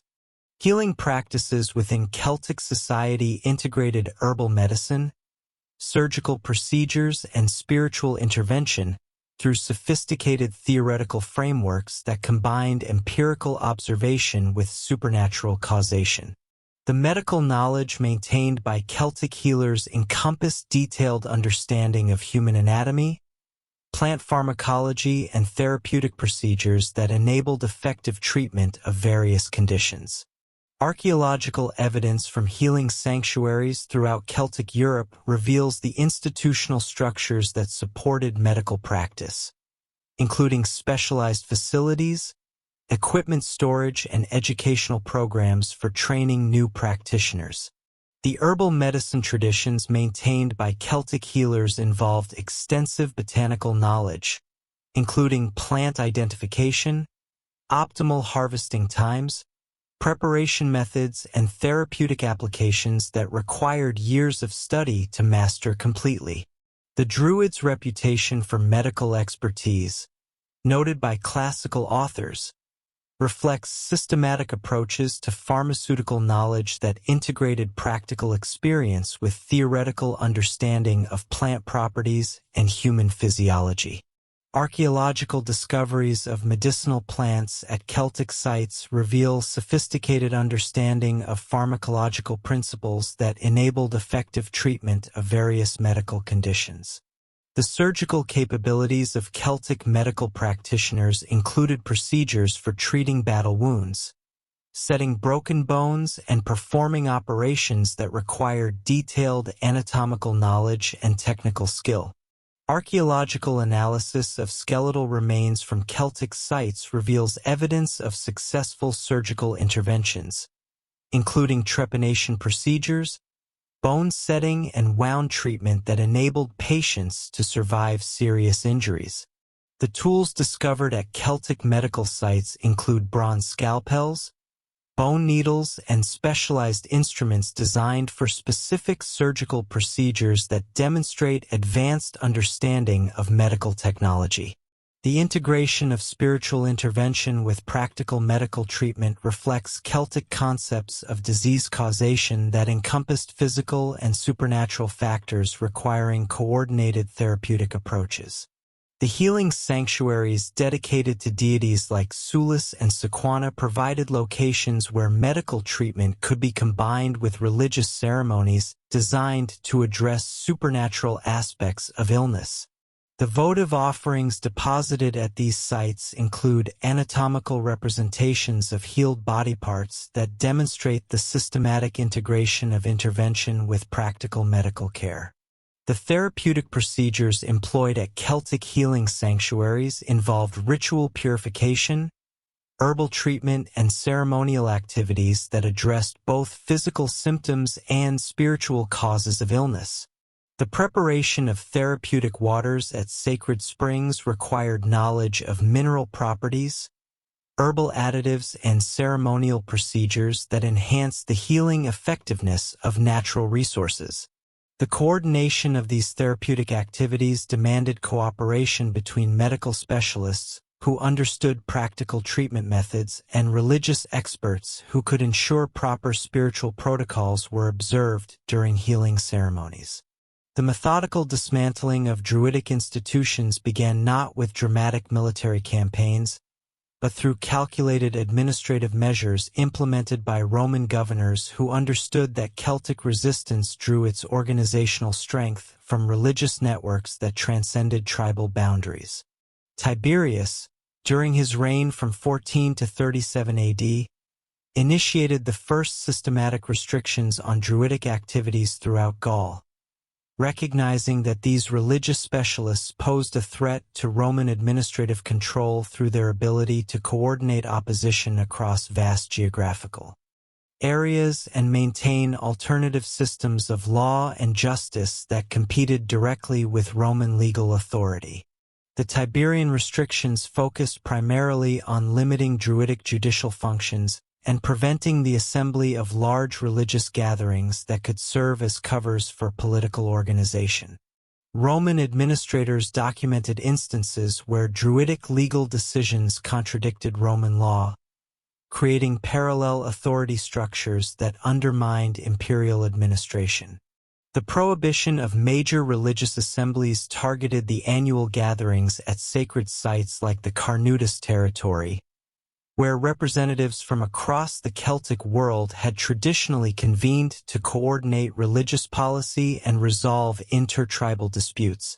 These assemblies had functioned as de facto political conferences that enabled coordinated resistance to Roman rule, while maintaining the appearance of purely religious activities. Archaeological evidence from Gallic Opdar during the Tiberian period reveals gradual changes in material culture that reflect increasing Roman influence over elite Celtic society. The traditional Celtic coinages that had featured indigenous deities and tribal symbols were progressively replaced by Roman-style issues that emphasized imperial authority and Roman religious themes.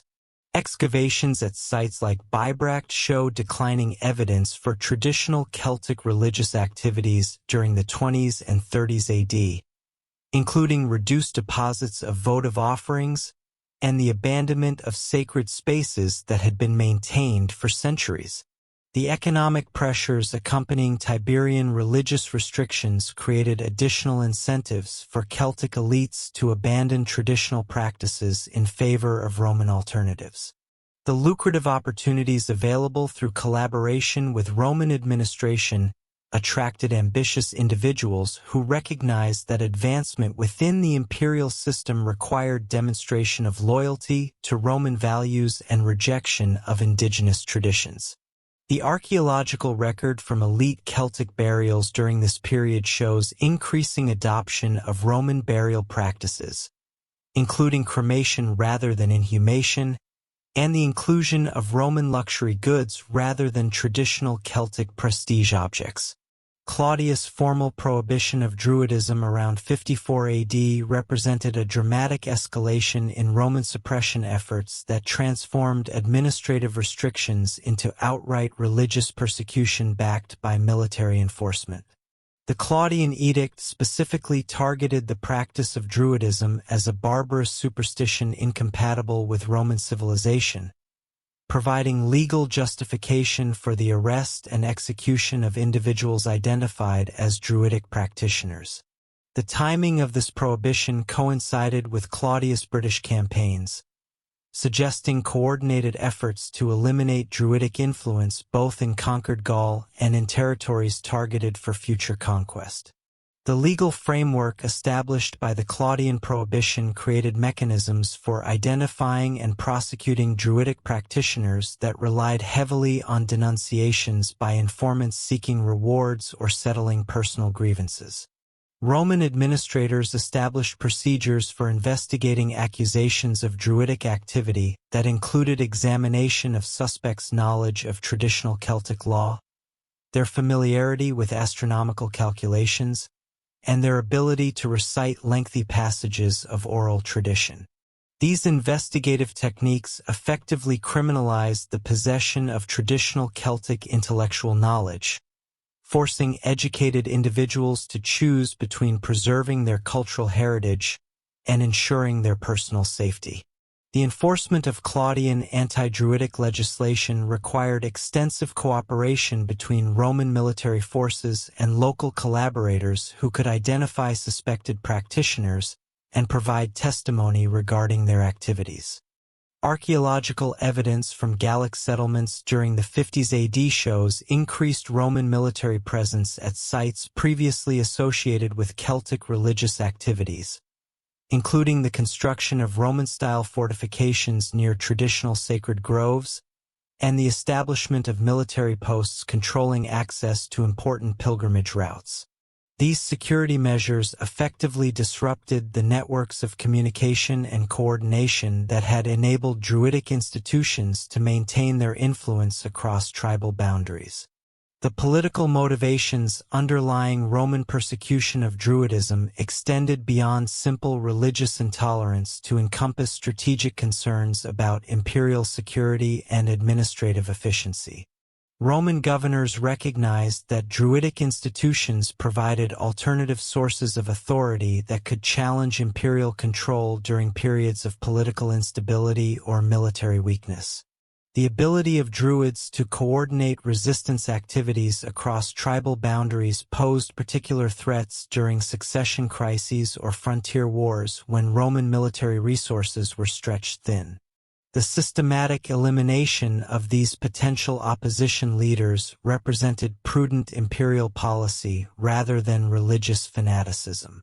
The intelligence networks maintained by Druidic institutions posed additional security concerns for Roman administrators who struggled to monitor communications between geographically separated Celtic communities. The annual assemblies and educational exchanges that characterized traditional Druidic organization created opportunities for the transmission of political information, including Roman military movements, administrative policies, and strategic weaknesses that could be exploited by hostile forces. The disruption of these communication networks through religious persecution served important military objectives that justified the resources devoted to anti-Druidic campaigns. Suetonius Paulinus' appointment as governor of Britain in 58 AD brought to the province a commander specifically chosen for his experience in counterinsurgency operations and his willingness to employ extreme measures against civilian populations suspected of supporting resistance activities. Paulinus had previously served in Mauritania, where he had developed tactics for combating guerrilla warfare in mountainous terrain, and had demonstrated his ability to coordinate complex military operations across difficult geographical obstacles. His selection for the British command reflected imperial recognition that the conquest of the island would require elimination of the Druidic strongholds that served as centers of organized resistance to Roman rule. The strategic planning for the assault on Mona began with extensive intelligence-gathering operations that identified the island's defensive capabilities, population levels, and religious significance within the broader network of British Druidic institutions. Roman agents operating undercover in Celtic communities provided detailed information about the island's fortifications, the number of defenders available, and the seasonal patterns of religious activity that might affect the timing of military operations. This intelligence revealed that Mona served not merely as a religious center, but as a coordinated military headquarters where resistance leaders from across Britain gathered to plan anti-Roman activities. The logistical preparations for the Mona campaign required solutions to complex problems of amphibious warfare in treacherous tidal waters where conventional Roman naval tactics were inadequate. The Menai Strait presented formidable obstacles, including strong currents, shifting sandbanks, and tidal ranges that could strand vessels or prevent coordinated landings.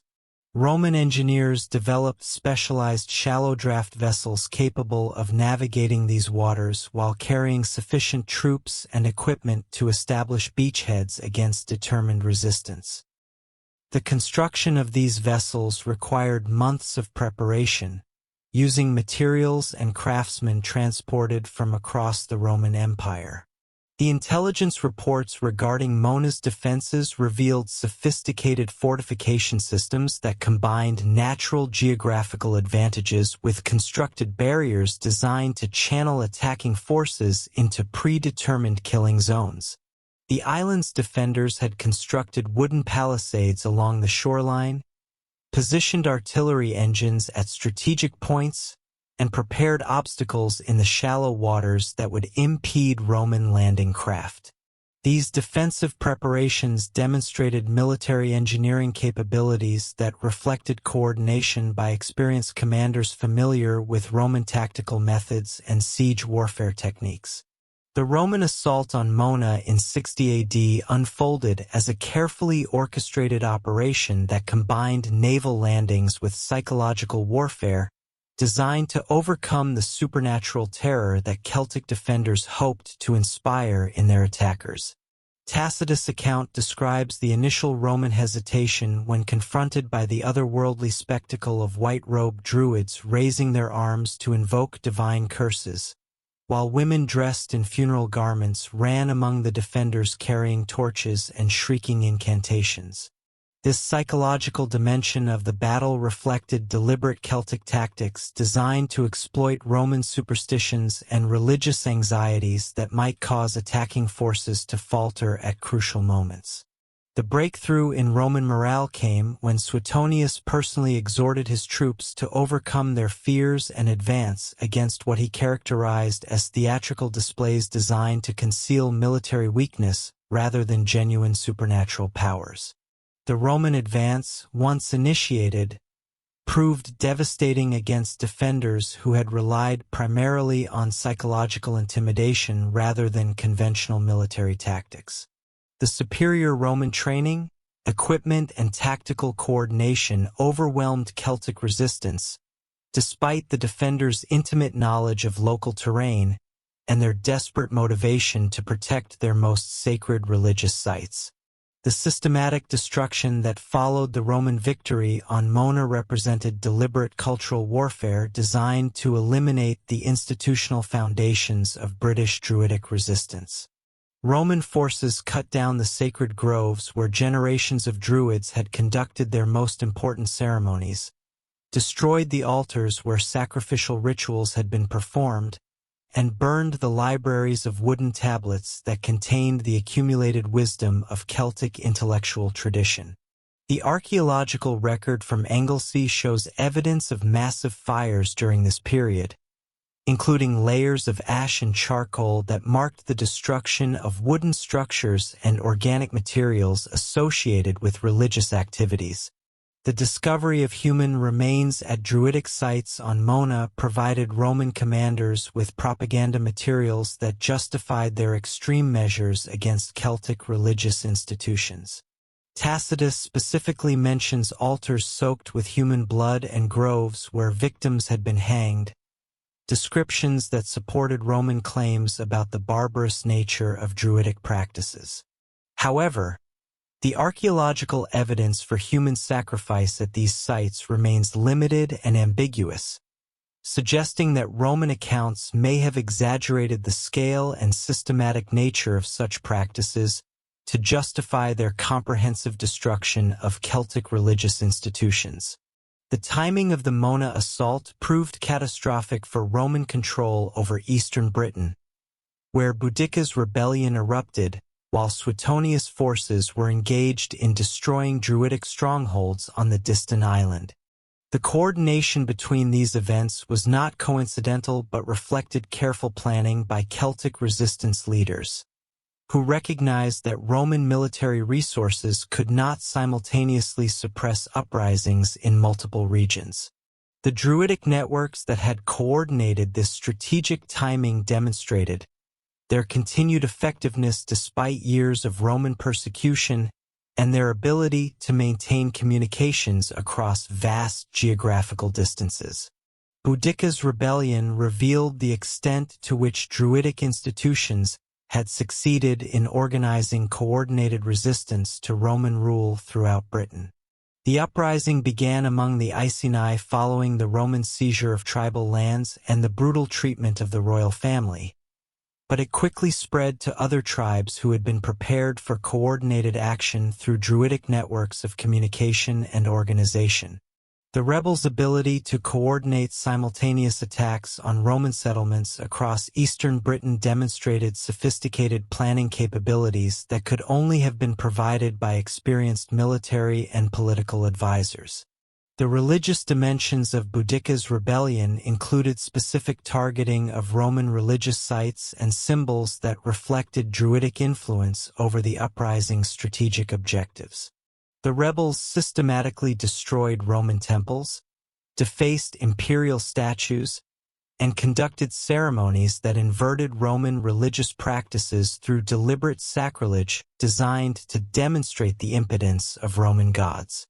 These actions went beyond simple military objectives to encompass religious warfare that sought to undermine Roman spiritual authority alongside their political and military control.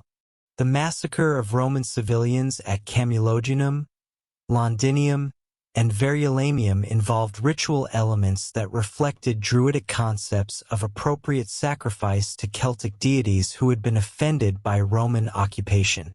Archaeological evidence from these sites revealed systematic destruction that followed specific patterns, including the targeting of particular building types, the arrangement of human remains according to ceremonial protocols, and the deposition of Roman objects in ways that suggested ritual rather than random violence.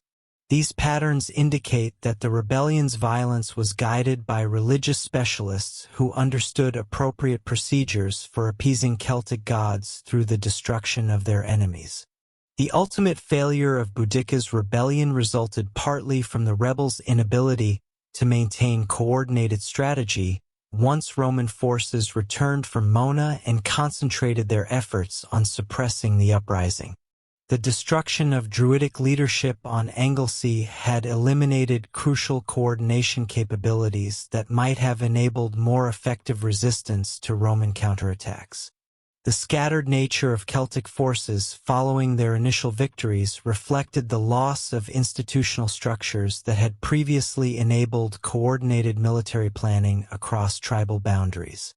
The Roman victory over Boudica's forces at the Battle of Watling Street demonstrated the military superiority of disciplined professional soldiers over tribal warriors, despite the rebels' numerical advantages and desperate motivation. The tactical coordination displayed by Roman forces under Suetonius' command contrasted sharply with the individualistic fighting style of Celtic warriors, who lacked the institutional training and organizational structures necessary for sustained military campaigns against professional armies. This military defeat effectively ended organized Celtic resistance to Roman rule in southern Britain and eliminated the political context within which Druidic institutions could function effectively. The gradual Romanization of Celtic elites following the suppression of major resistance movements created social and economic incentives for abandoning traditional religious practices in favor of Roman alternatives that offered access to imperial opportunities and protection from continued persecution. The construction of Roman-style villas, the adoption of Roman educational systems, and the participation in Roman religious cults provided pathways for social advancement that required demonstration of loyalty to imperial values and rejection of indigenous traditions. Archaeological evidence from elite Celtic sites during the later 1st AD shows dramatic changes in material culture that reflect this cultural transformation. The economic benefits of collaboration with Roman administration attracted ambitious individuals who recognized that traditional Celtic social structures offered limited opportunities for advancement compared to the imperial system's meritocratic elements. The Roman emphasis on education, legal expertise, and administrative competence provided alternative routes to social status that did not depend on traditional aristocratic bloodlines or religious authority. Young Celts who might previously have sought Druidic training increasingly pursued Roman education that offered practical advantages in the evolving political and economic environment. The urban centers established by Roman administration created new social environments where traditional Celtic religious practices became increasingly marginalized and irrelevant to daily life. The Roman emphasis on public buildings, commercial activities, and administrative functions created social contexts that favored Roman cultural practices over indigenous traditions. The archaeological record from Roman British towns shows minimal evidence for traditional Celtic religious activities, suggesting that urbanization itself served as a mechanism for cultural transformation that gradually eliminated the social contexts within which Druidic institutions had previously functioned. The legal reforms implemented by Roman administrators systematically displaced traditional Celtic law with Roman legal procedures that offered greater consistency, written documentation, and appeal processes that many individuals found preferable to traditional oral legal systems. The Roman emphasis on individual rights, property protection, and commercial law provided frameworks for economic development that traditional Celtic legal systems had not adequately addressed. The practical advantages of Roman law created incentives for its adoption that gradually undermined the judicial functions that had been central to Druidic authority within Celtic society. The arrival of Christian missionaries in Celtic lands during the 4th and 5th centuries AD encountered not a religious vacuum left by Roman suppression, but resilient networks of indigenous spiritual practitioners who had adapted their traditions to survive systematic persecution. In Ireland, where Roman conquest had never reached, Druidic institutions remained largely intact, providing a unique laboratory for observing how Celtic religious traditions negotiated with the new Christian faith. The missionary activities of figures like St. Patrick, beginning around 432 AD, revealed the sophisticated theological and intellectual capabilities of Irish Druids who engaged in complex debates about cosmology, ethics, and divine authority that demonstrated their continued vitality as a learned class. Archaeological evidence from 5th century Irish settlements reveals the gradual transformation of traditional Celtic religious sites rather than abandonment. At Tara, the ancient seat of Irish high kingship, excavations have uncovered Christian burials positioned alongside earlier pagan interments, suggesting a period of religious coexistence rather than immediate replacement. The famous Leophale, or Stone of Destiny, continued to function in royal inauguration ceremonies that blended Christian blessing with traditional Celtic concepts of sacred kingship.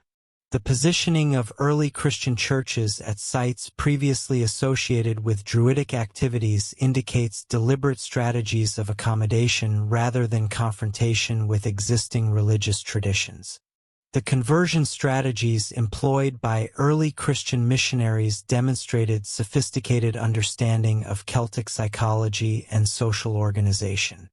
Rather than demanding immediate abandonment of all traditional practices, missionary saints like Columba and Bridget established Christian communities that incorporated familiar elements of Celtic spiritual life while gradually introducing new theological concepts. The monastic schools they founded adopted educational methods that paralleled Druidic training systems, including emphasis on memorization, oral transmission of knowledge, and the integration of practical skills with spiritual instruction.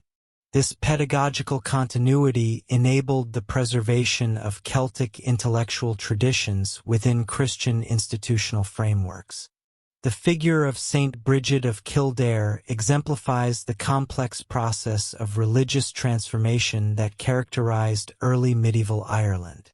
Historical analysis suggests that the Christian saint may have been constructed upon the foundation of the Celtic goddess Bridget, whose associations with smithcraft, healing, and poetry were seamlessly transferred to her Christian counterpart.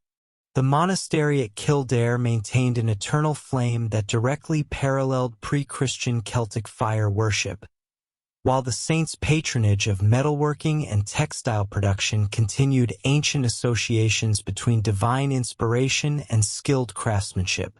Archaeological investigation of the Kildare site has revealed evidence for continuous religious activity spanning the transition from pagan to Christian worship, including metalworking facilities and craft production areas that maintain traditional Celtic technological practices. The preservation of Celtic mythological narratives within Christian scriptural contexts demonstrates the sophisticated strategies employed by converted Druids to maintain their cultural heritage while adapting to new religious requirements.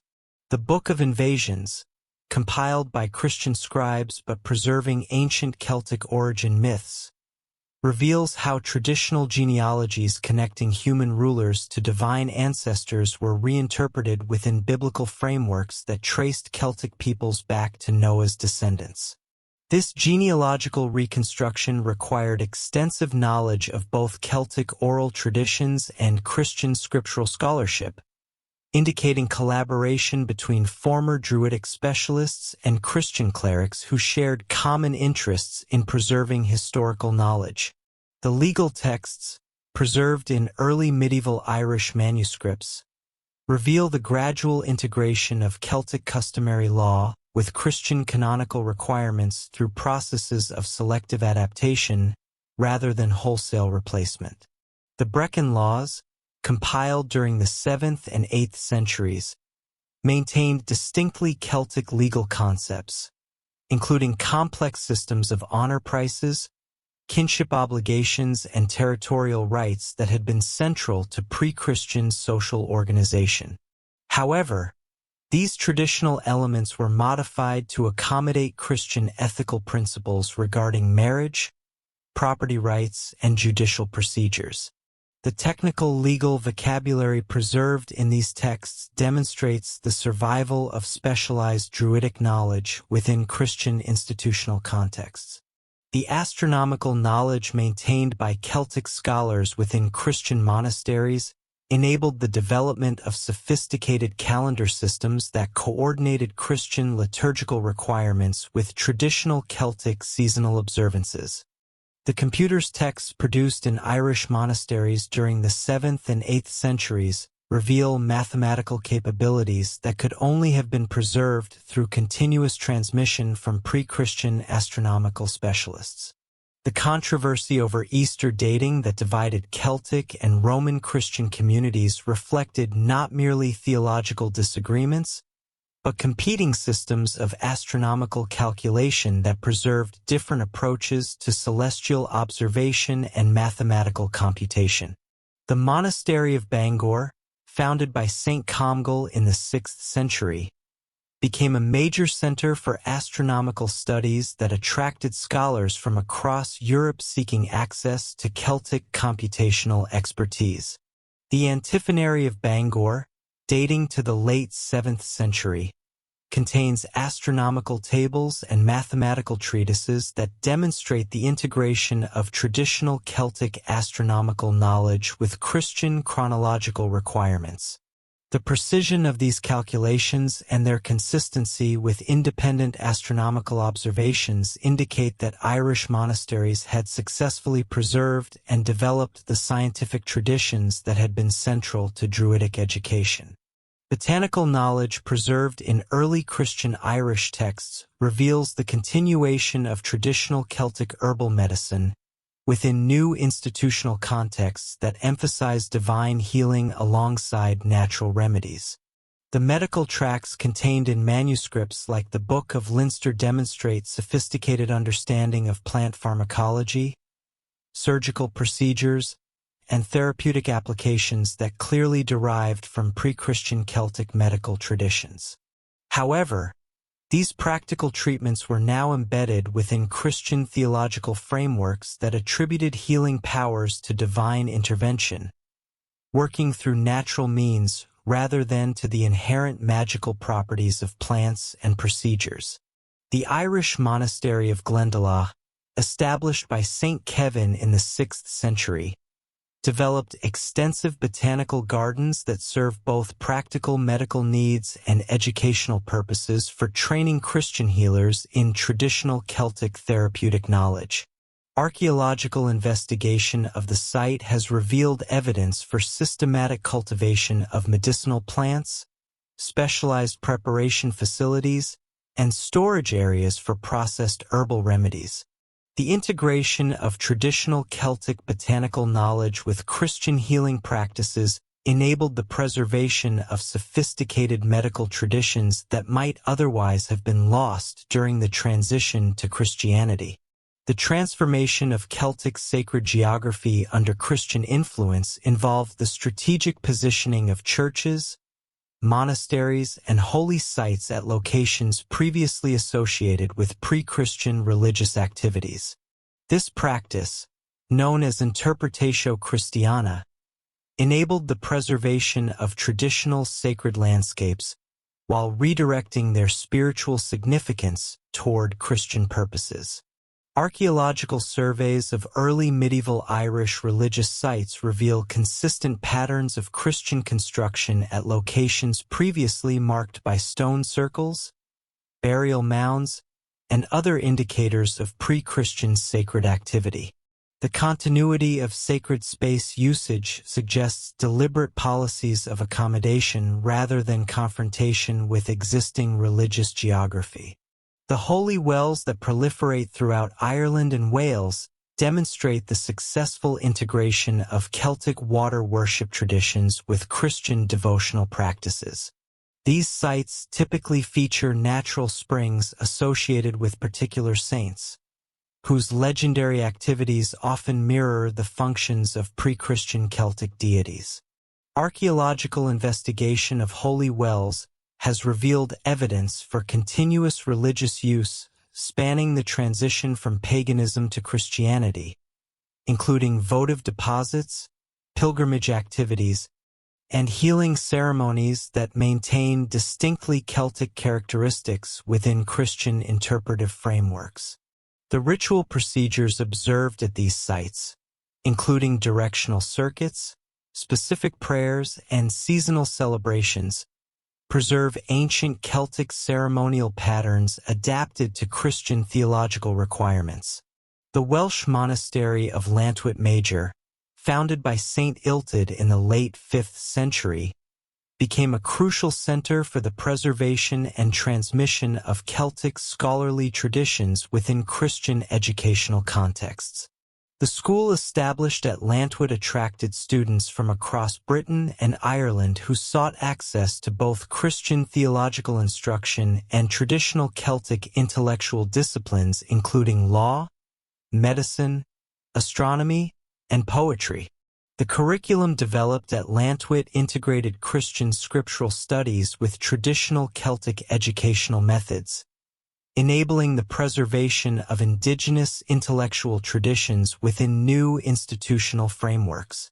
The scholarly activities at Llantwit Major produced some of the most important early medieval Welsh texts that preserve Celtic historical and legal traditions within Christian literary contexts. The compilation of Welsh law codes during the 10th century drew heavily upon traditional Celtic legal concepts that had been preserved and developed within Christian monastic schools.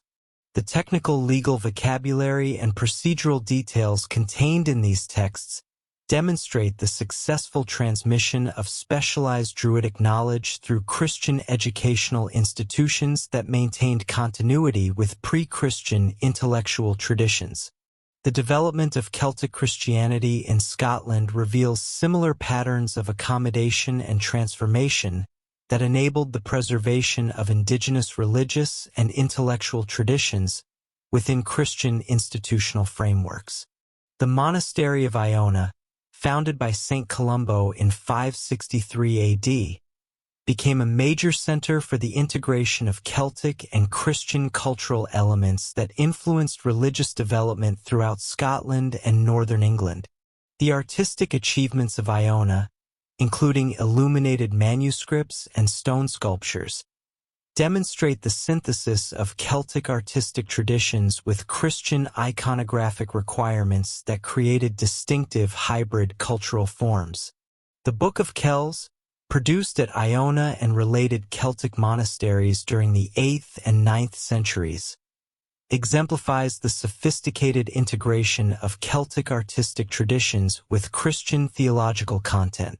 The intricate interlaced patterns, stylized animal forms, and geometric designs that characterize the manuscript's decoration derive directly from pre-Christian Celtic artistic traditions while serving Christian devotional purposes. The technical expertise required to produce such elaborate artwork could only have been maintained through continuous transmission from pre-Christian Celtic craftsmen who adapted their skills to Christian requirements. The missionary activities of Celtic monks throughout Europe during the 6th, 7th, and 8th centuries carried distinctive intellectual and spiritual traditions that reflected their origins in societies where Celtic and Christian elements had achieved successful synthesis. Figures like Saint Columbanus, who established monasteries across Gaul and northern Italy, brought educational methods, artistic techniques, and theological perspectives that preserved Celtic intellectual traditions within broader European Christian culture. The manuscripts produced at these Celtic foundations demonstrate the international influence of educational systems that had successfully integrated pre-Christian Celtic learning with Christian theological scholarship. The survival of Celtic languages throughout the medieval period provided crucial vehicles for the preservation of pre-Christian cultural traditions that might otherwise have been lost during Christianization. Irish, Welsh, and Scottish Gaelic maintained extensive vocabularies related to traditional law, medicine, astronomy, and religious practices that preserved specialized knowledge from the pre-Christian period.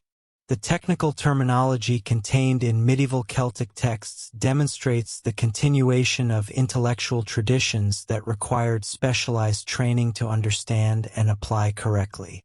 The preservation of this vocabulary within Christian literary contexts enabled the transmission of Celtic knowledge systems across the transition to Christianity. The legal traditions preserved in medieval Celtic texts reveal sophisticated systems of jurisprudence that maintained distinctly Celtic characteristics while adapting to Christian ethical requirements. The Welsh laws of Hywel Dda, compiled during the 10th century, preserve legal concepts and procedural details that clearly derive from pre-Christian Celtic customary law, while incorporating Christian principles regarding marriage, property rights, and judicial authority. The technical precision of these legal texts and their consistency with earlier Celtic legal traditions indicate the survival of specialized legal knowledge through the conversion period. The medical knowledge preserved in medieval Celtic texts demonstrates the successful integration of traditional Celtic healing practices with Christian theological frameworks that emphasize divine intervention in therapeutic processes.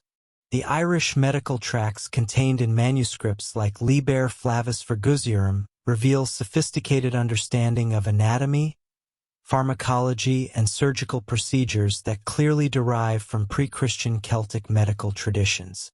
However, these practical treatments were now embedded within Christian interpretive frameworks that attributed healing success to divine grace, working through natural means rather than to inherent magical properties of therapeutic procedures.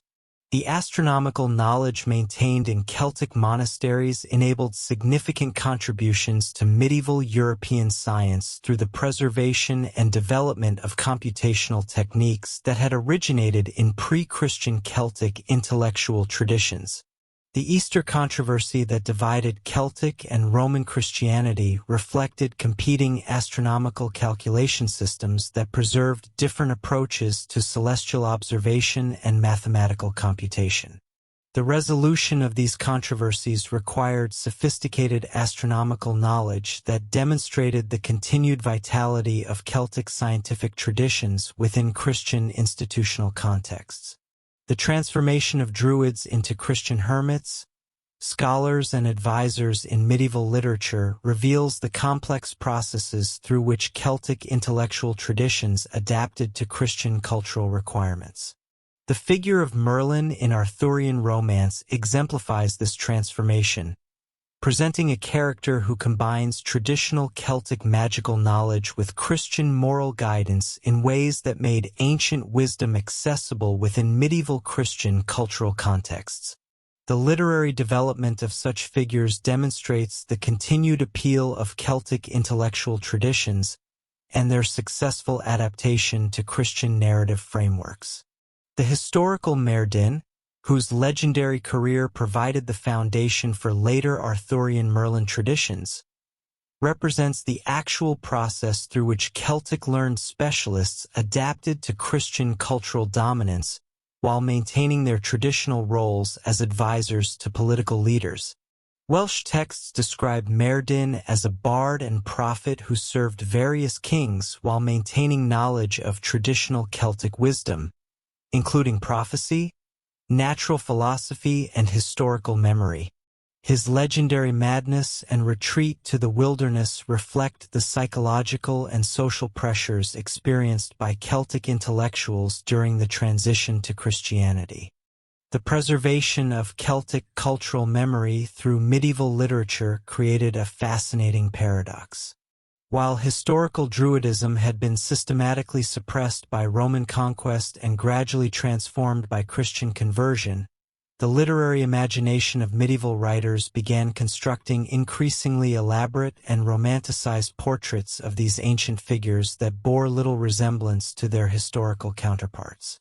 This literary transformation occurred primarily through Welsh and Irish manuscript traditions that, while claiming to preserve ancient wisdom, actually reflected the cultural anxieties and intellectual preoccupations of medieval Christian society more than authentic pre-Christian Celtic religious practices. The Mabinogion, compiled from earlier oral traditions during the 11th and 12th centuries, presents Druids as mysterious figures possessing supernatural knowledge and magical abilities that far exceeded anything described in classical sources or supported by archaeological evidence. The four branches of the Mabinogion contain characters like Mathfab Mathunwi, described as a master of enchantment who could transform humans into animals and create living beings from flowers and vegetation.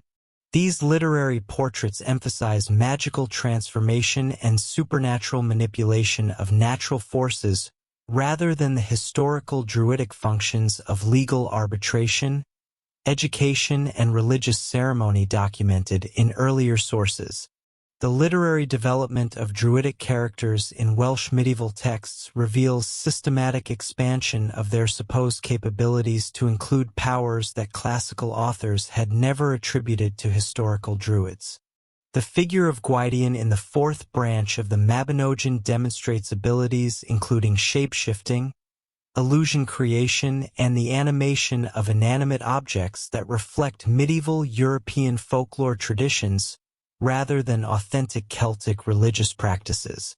Archaeological evidence from Celtic sites shows no material culture associated with the elaborate magical practices described in these literary sources, suggesting that medieval writers were creating fantasy figures rather than preserving historical traditions.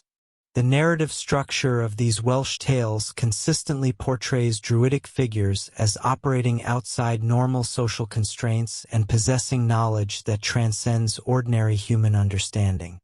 The character of Manawydan in the third branch demonstrates abilities to curse entire kingdoms, create phantom armies, and manipulate agricultural fertility through supernatural means that bear no relationship to the historical Druidic functions documented in classical sources.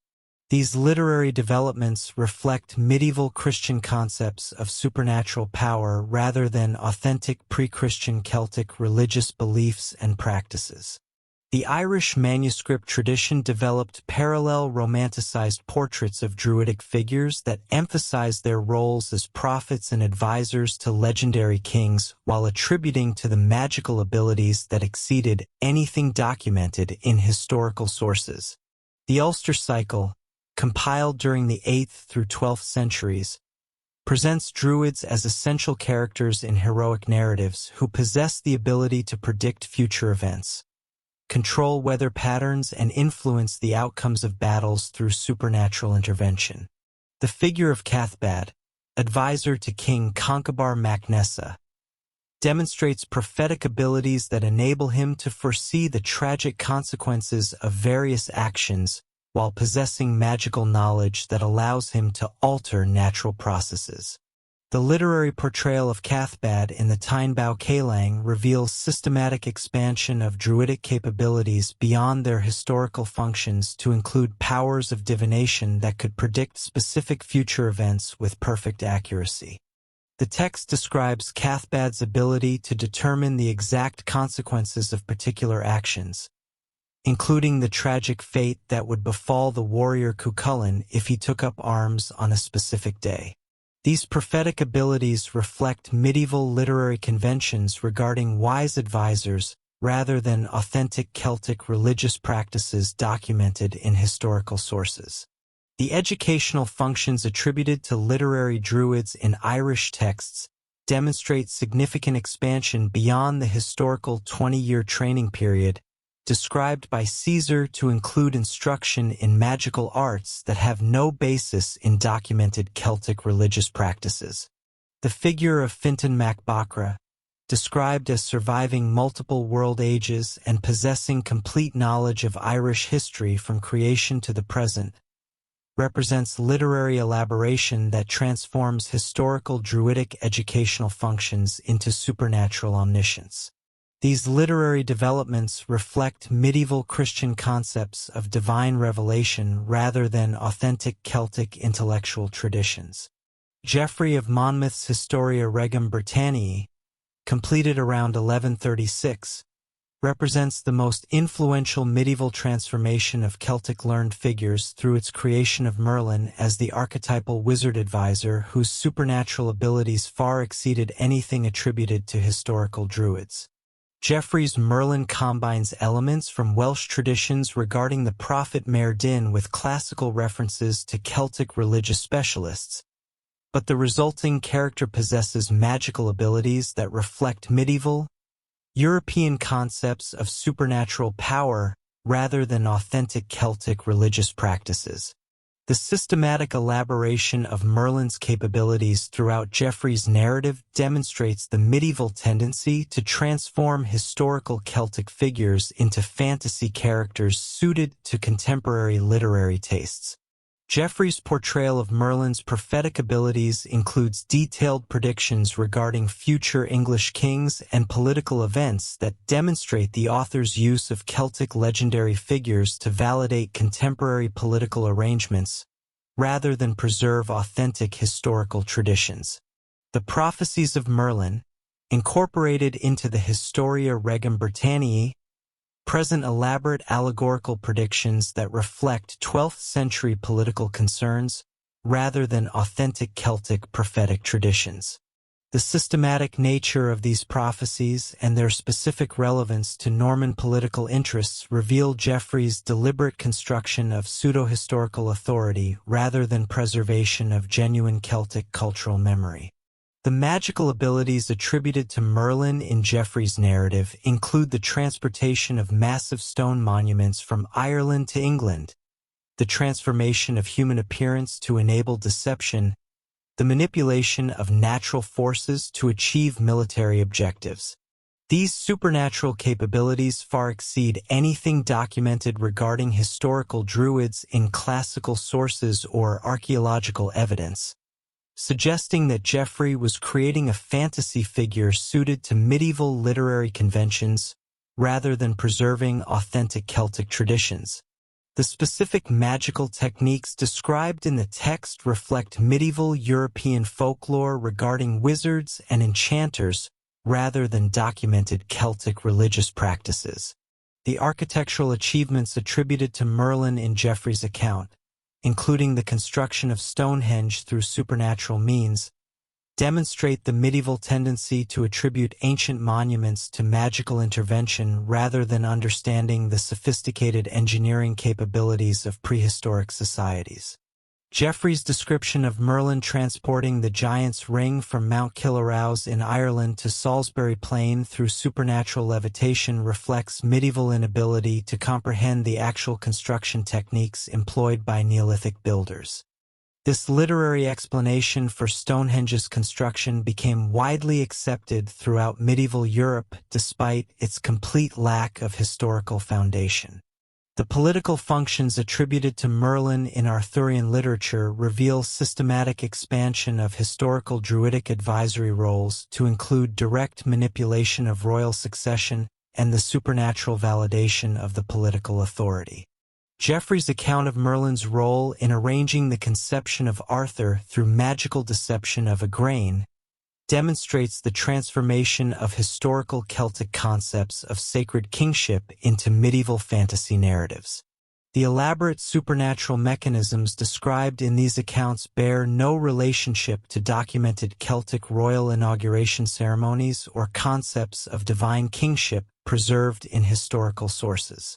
The development of Arthurian romance during the 12th and 13th centuries further elaborated the figure of Merlin as the archetypal counselor whose supernatural knowledge enabled him to guide Arthur's reign while foreseeing its ultimate tragic conclusion. The French romances of Chrétien de Troyes and Robert de Boron present Merlin as possessing complete knowledge of past, present, and future events while maintaining the ability to manipulate natural and supernatural forces to achieve desired outcomes. These literary developments reflect medieval European concepts of ideal royal advisors rather than authentic Celtic religious or intellectual traditions. The magical artifacts associated with Merlin in Arthurian literature, including the sword Excalibur and the Round Table, demonstrate the systematic elaboration of supernatural elements that have no basis in documented Celtic material culture or religious practices. Archaeological evidence from Celtic sites reveals sophisticated metalworking capabilities and ceremonial objects, but nothing comparable to the magical weapons and furniture described in medieval romance literature. The specific supernatural properties attributed to these artifacts reflect medieval European folklore traditions rather than authentic Celtic religious concepts regarding sacred objects. The educational relationship between Merlin and Arthur, described in medieval literature, transforms historical Druidic teaching functions into supernatural instruction that includes training in magical arts, prophetic interpretation, and the manipulation of otherworldly powers. The systematic curriculum attributed to Merlin's instruction far exceeds the documented educational practices of historical Druids, while incorporating elements of medieval European magical traditions that have no basis in Celtic cultural history. These literary developments reflect contemporary medieval interests in supernatural knowledge rather than preservation of authentic Celtic intellectual traditions. The Irish manuscript tradition preserved in texts like the Acalumna Senurac presents Druids as essential figures in the legendary Fianna cycle, whose supernatural abilities enable them to serve as advisors, healers, and magical practitioners for the warrior bands led by Finn mac Cumhaill. The figure of Finn himself is often described as possessing Druidic knowledge, including the ability to gain supernatural insight through ritual procedures and the power to communicate with otherworldly beings. These literary portrayals systematically expand historical Druidic functions to include magical abilities that reflect medieval Irish folklore rather than documented pre-Christian religious practices. The preservation of Brecon law in medieval Irish legal texts reveals authentic continuity with pre-Christian Celtic legal traditions, while demonstrating the gradual transformation of these systems under Christian influence. The legal procedures described in texts like the Senchus Mar maintain distinctly Celtic characteristics, including complex honor-price systems, kinship-based legal responsibilities, and territorial rights that clearly derive from pre-Christian customary law. However, the integration of Christian ethical principles and the systematic organization of legal materials reflect medieval scholarly methods rather than authentic pre-Christian Celtic legal practices. The technical legal vocabulary preserved in Brecon law texts demonstrates the survival of specialized Celtic legal knowledge through the conversion period, while revealing significant modifications to accommodate Christian theological requirements. The precise definitions of legal terms and the systematic organization of legal procedures indicate sophisticated intellectual traditions that required extensive training to master completely. The consistency of legal terminology across different manuscript traditions suggests successful preservation of authentic Celtic legal concepts despite their integration within Christian cultural frameworks. The medical knowledge preserved in medieval Irish texts like the Liber Flavus Fergusiorum reveals authentic continuity with pre-Christian Celtic healing traditions while demonstrating systematic integration with medieval European medical theories. The herbal remedies and surgical procedures described in these texts maintain distinctly Celtic characteristics, including specific plant preparations, therapeutic applications, and treatment protocols that clearly derive from pre-Christian medical traditions. However, the theoretical frameworks employed to explain disease causation and therapeutic effectiveness reflect medieval Christian concepts of divine intervention rather than authentic Celtic medical philosophy. The astronomical knowledge maintained in Irish monasteries during the medieval period enabled significant contributions to European computational science through the preservation and development of calendar systems that originated in pre-Christian Celtic intellectual traditions. The Computus texts produced at centers like Bangor and Clonmacnoise demonstrate mathematical capabilities that could only have been preserved through continuous transmission from pre-Christian astronomical specialists. The precision of these calculations and their integration with Christian liturgical requirements reveal successful adaptation of Celtic scientific knowledge to medieval European scholarly contexts. The mythological cycles preserved in medieval Irish literature maintain authentic Celtic narrative structures and thematic elements while demonstrating systematic elaboration that reflects medieval literary conventions rather than pure preservation of pre-Christian traditions. The mythological cycle, including texts like Le Borghe Bala Iren, presents elaborate origin narratives that integrate Celtic Croatian myths with biblical chronology through sophisticated genealogical reconstructions. These literary syntheses required extensive knowledge of both Celtic oral traditions and Christian scriptural scholarship, indicating collaboration between former Druidic specialists and Christian clerics. The gradual transformation of historical Druidic figures into literary archetypes of wisdom and supernatural power reflects broader medieval European interests in ancient knowledge and magical practices rather than authentic preservation of Celtic cultural memory. The systematic elaboration of Druidic capabilities in medieval literature created fantasy figures that bore little resemblance to their historical counterparts, while serving contemporary literary and political purposes.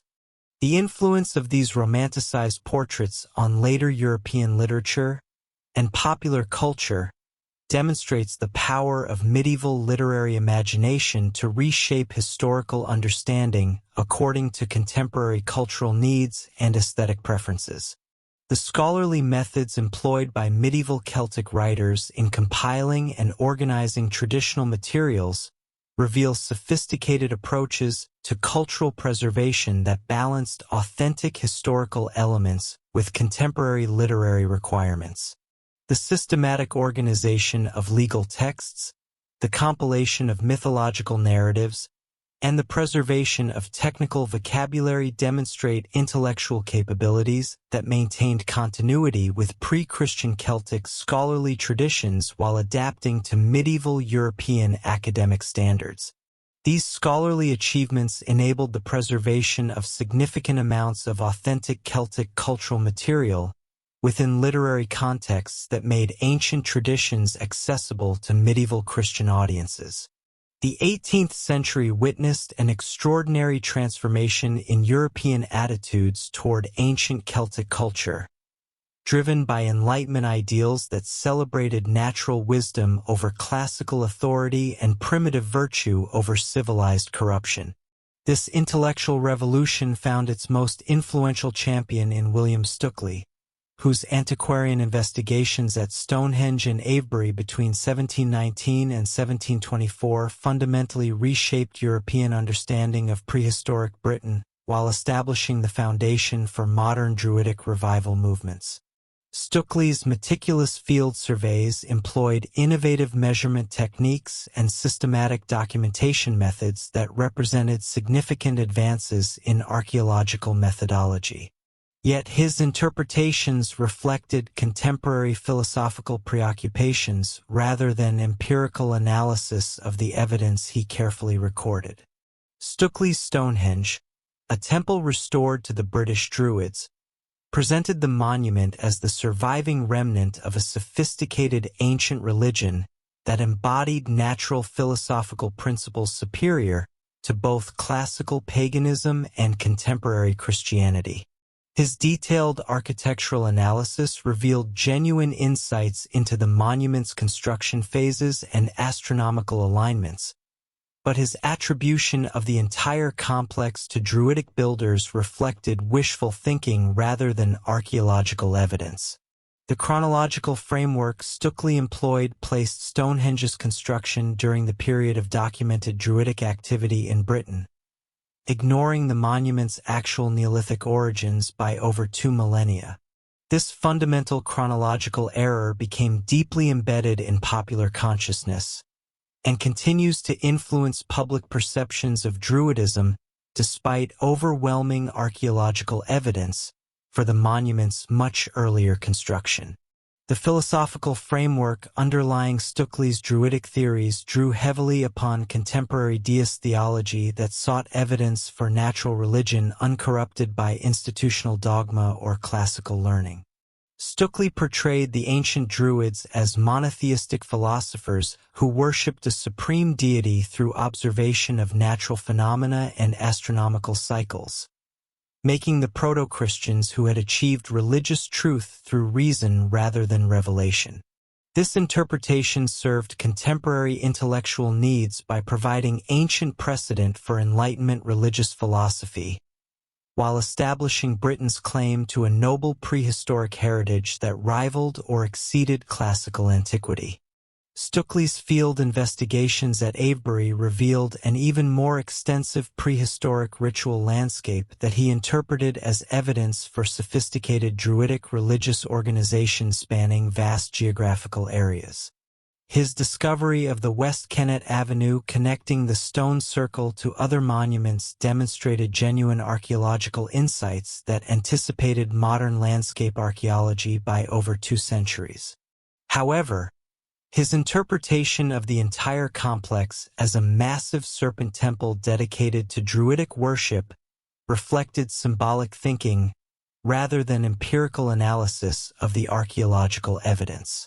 The elaborate mythological framework Stukely constructed to explain Avebury's layout and function created a compelling narrative that influenced antiquarian thought throughout the 18th and 19th centuries.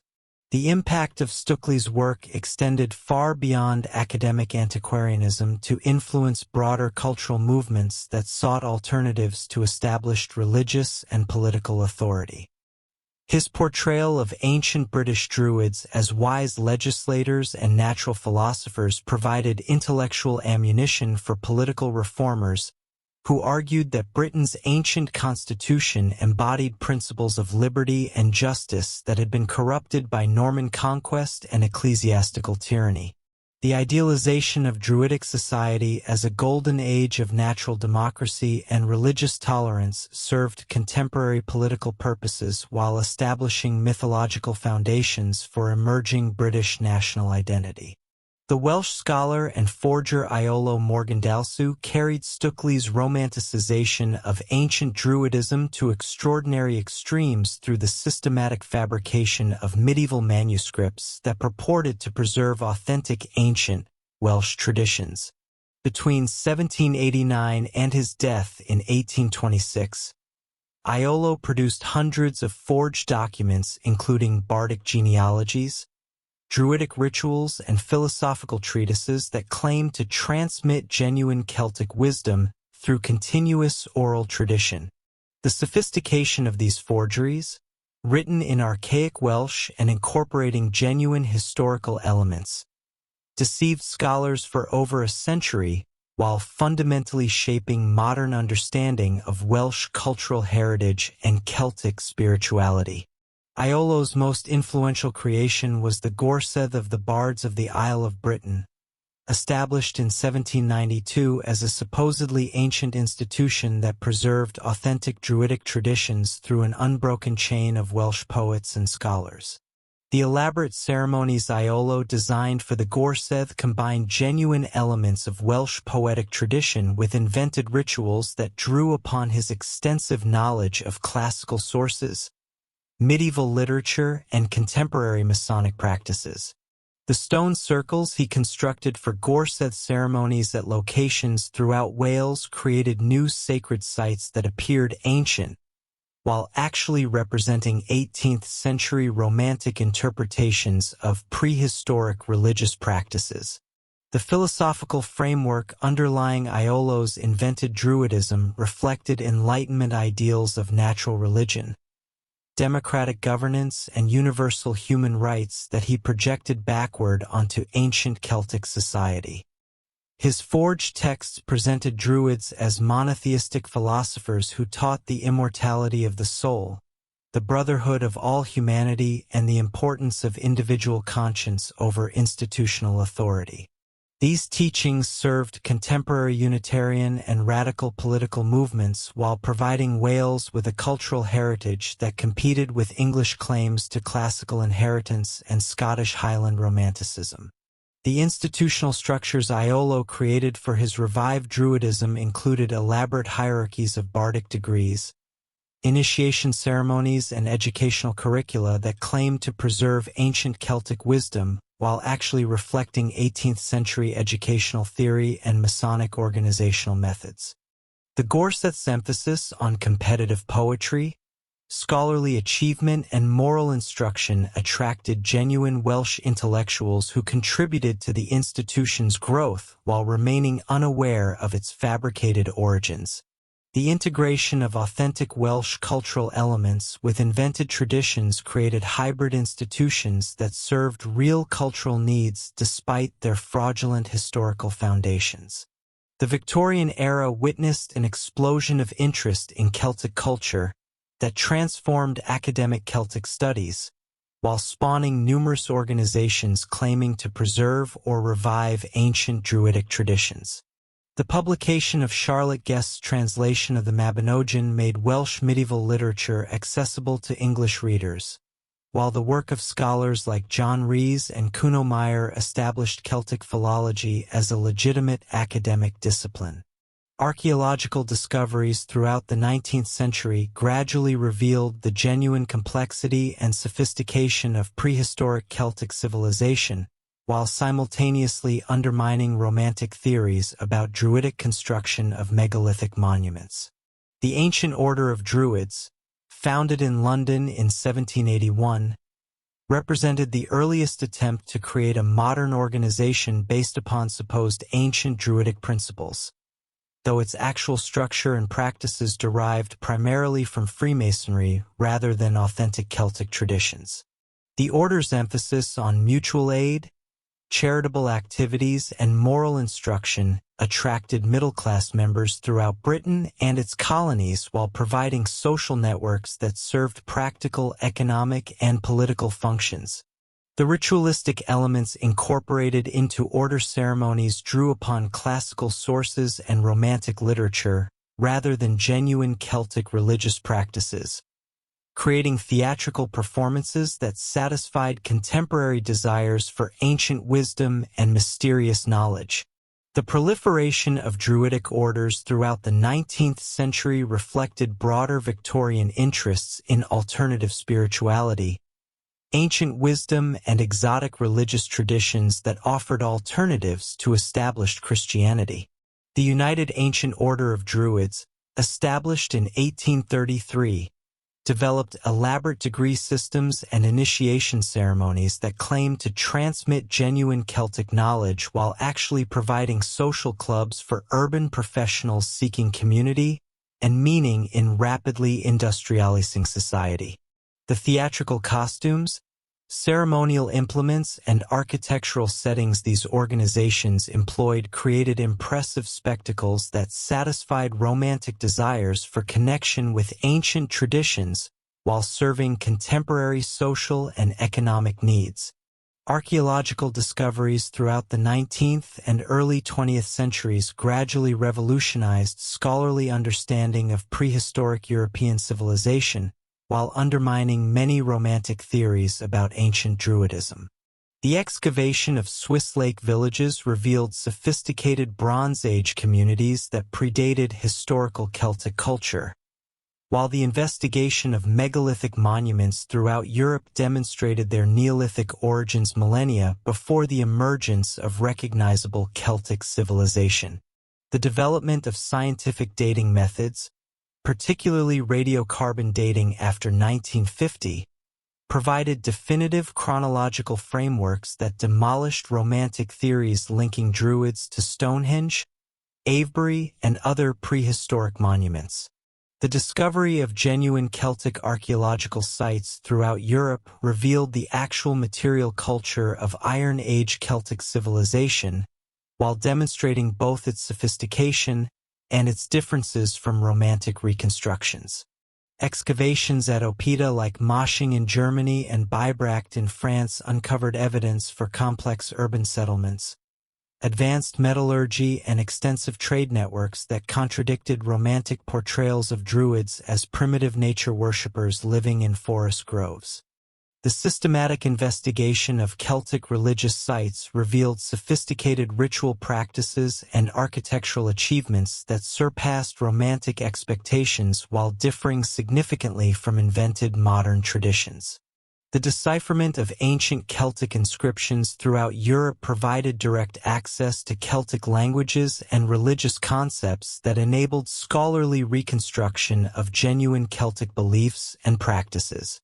The discovery of the Coligny calendar demonstrated sophisticated Celtic astronomical knowledge, while curse tablets from Bath and other sites revealed the actual concerns and religious practices of historical Celtic communities.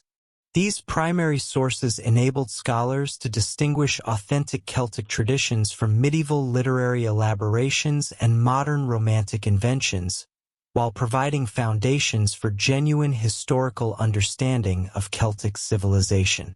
The development of comparative Indo-European studies during the late 19th and early 20th centuries placed Celtic culture within broader linguistic and cultural contexts that revealed its genuine historical relationships and developmental patterns.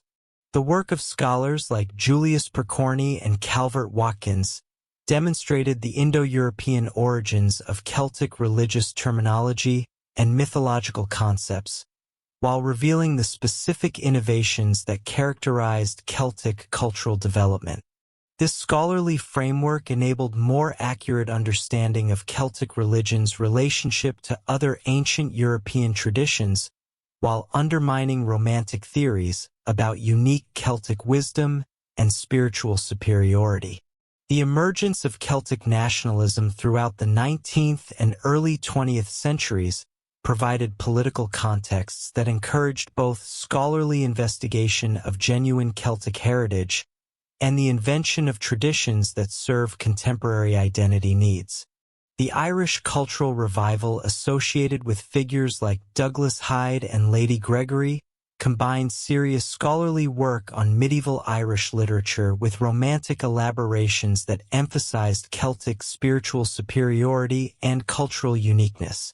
Similar movements in Wales, Scotland, and Brittany created hybrid cultural identities that incorporated genuine historical elements with invented traditions designed to support political autonomy and cultural distinctiveness.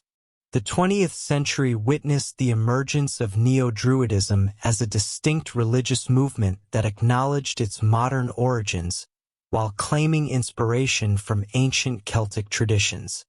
The Druid order, reformed by George Watson MacGregor Read in 1909, abandoned claims to historical continuity while developing nature-based spiritual practices that drew upon romantic interpretations of Celtic religion combined with contemporary environmental concerns. This approach enabled the creation of meaningful spiritual traditions that served modern needs while avoiding the historical falsifications that had characterized earlier revival movements. The influence of Wiccan and other neo-pagan movements upon modern Druidism created syncretic religious traditions that combined elements from various sources, including Celtic mythology, classical paganism, and contemporary environmental spirituality.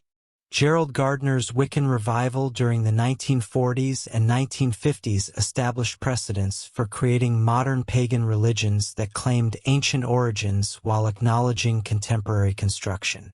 The interaction between Wiccan and Druidic revival movements produced hybrid traditions that emphasized seasonal celebrations, nature worship, and goddess spirituality, while drawing upon diverse historical sources for inspiration and legitimation. Contemporary Neo-Druidism encompasses numerous organizations and traditions that range from scholarly historical reconstruction to creative spiritual innovation based upon Celtic themes.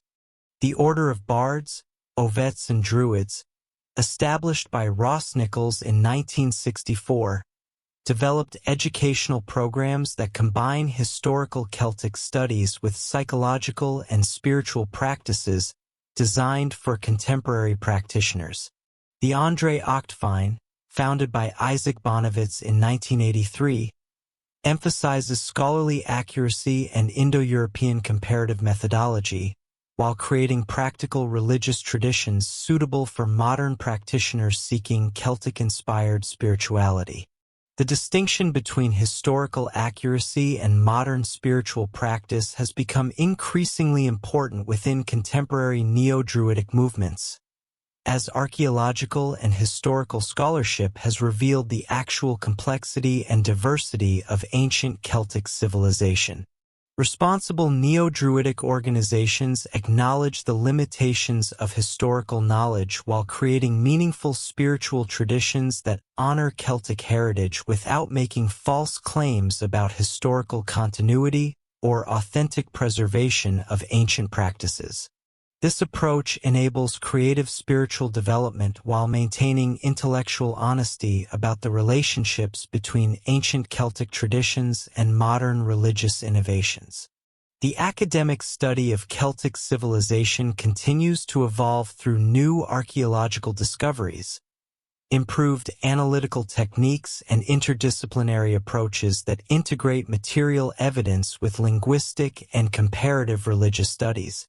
Recent excavations at sites like the Huenberg in Germany and Coffrin in France have revealed previously unknown aspects of Celtic urban development and religious practices, while demonstrating the continued potential for new discoveries that expand understanding of Celtic civilization.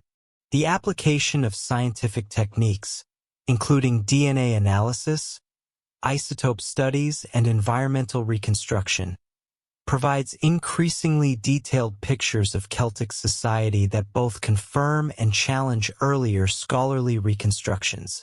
The legacy of Druidism in contemporary culture extends far beyond Neo-Druidic religious movements to influence literature, environmental activism, and popular entertainment in ways that reflect continuing fascination with Celtic wisdom and natural spirituality.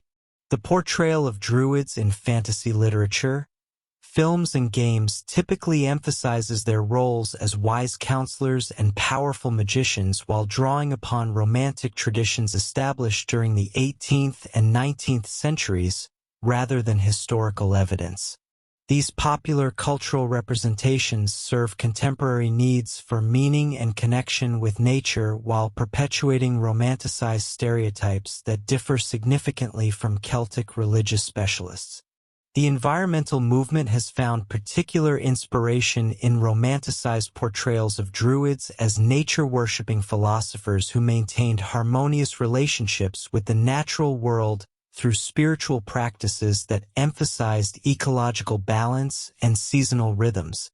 Contemporary environmental activists often invoke Druidic imagery and concepts to support arguments for ecological preservation and sustainable living, while acknowledging that their interpretations reflect modern concerns rather than authentic ancient practices.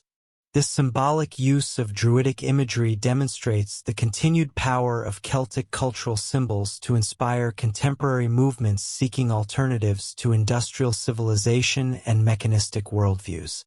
The scholarly consensus regarding historical Druidism emphasizes their roles as educated specialists who maintained legal, religious, and intellectual traditions within Iron Age Celtic society, while possessing sophisticated knowledge of astronomy, medicine, and natural philosophy. Archaeological evidence reveals complex religious practices, advanced technological capabilities, and extensive trade networks that demonstrate the sophistication of Celtic civilization while differing significantly from romantic portrayals of primitive forest dwellers. The systematic suppression of Druidic institutions by Roman conquest and Christian conversion eliminated the social contexts within which these traditions could function effectively, making authentic historical reconstruction challenging, despite the survival of some elements within medieval Celtic literary and legal traditions.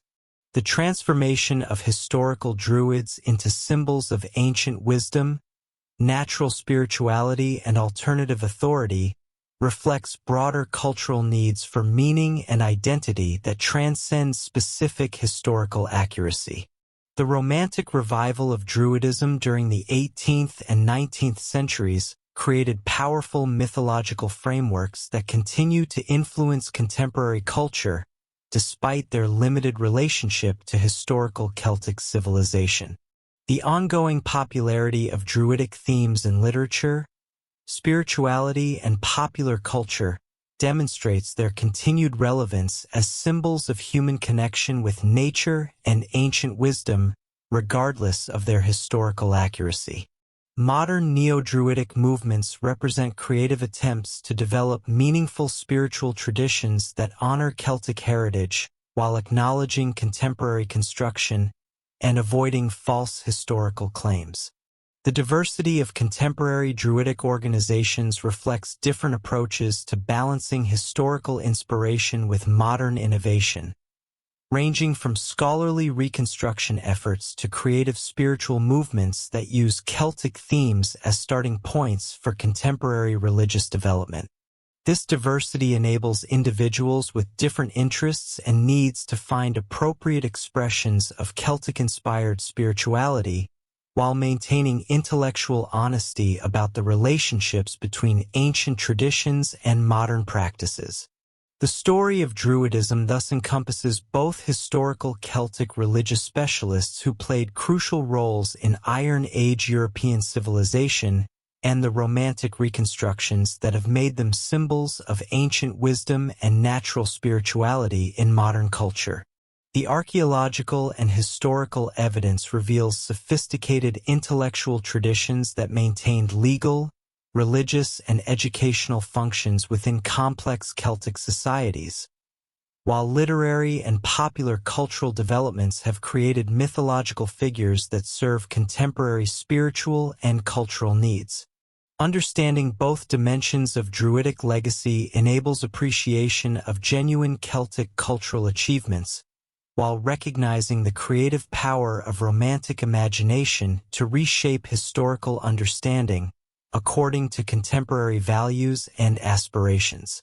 The enduring fascination with Druidism reflects fundamental human needs for connection with nature, ancient wisdom, and alternative forms of authority that transcend conventional institutional structures.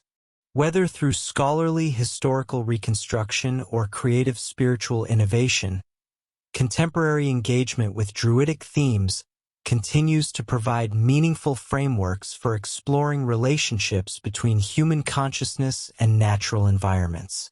The legacy of the Druids, both historical and imagined, thus remains vital within contemporary culture as a source of inspiration for those seeking alternatives to mechanistic worldviews and institutional religious authority, demonstrating the continued power of Celtic cultural symbols to inspire human imagination and spiritual development across the millennia.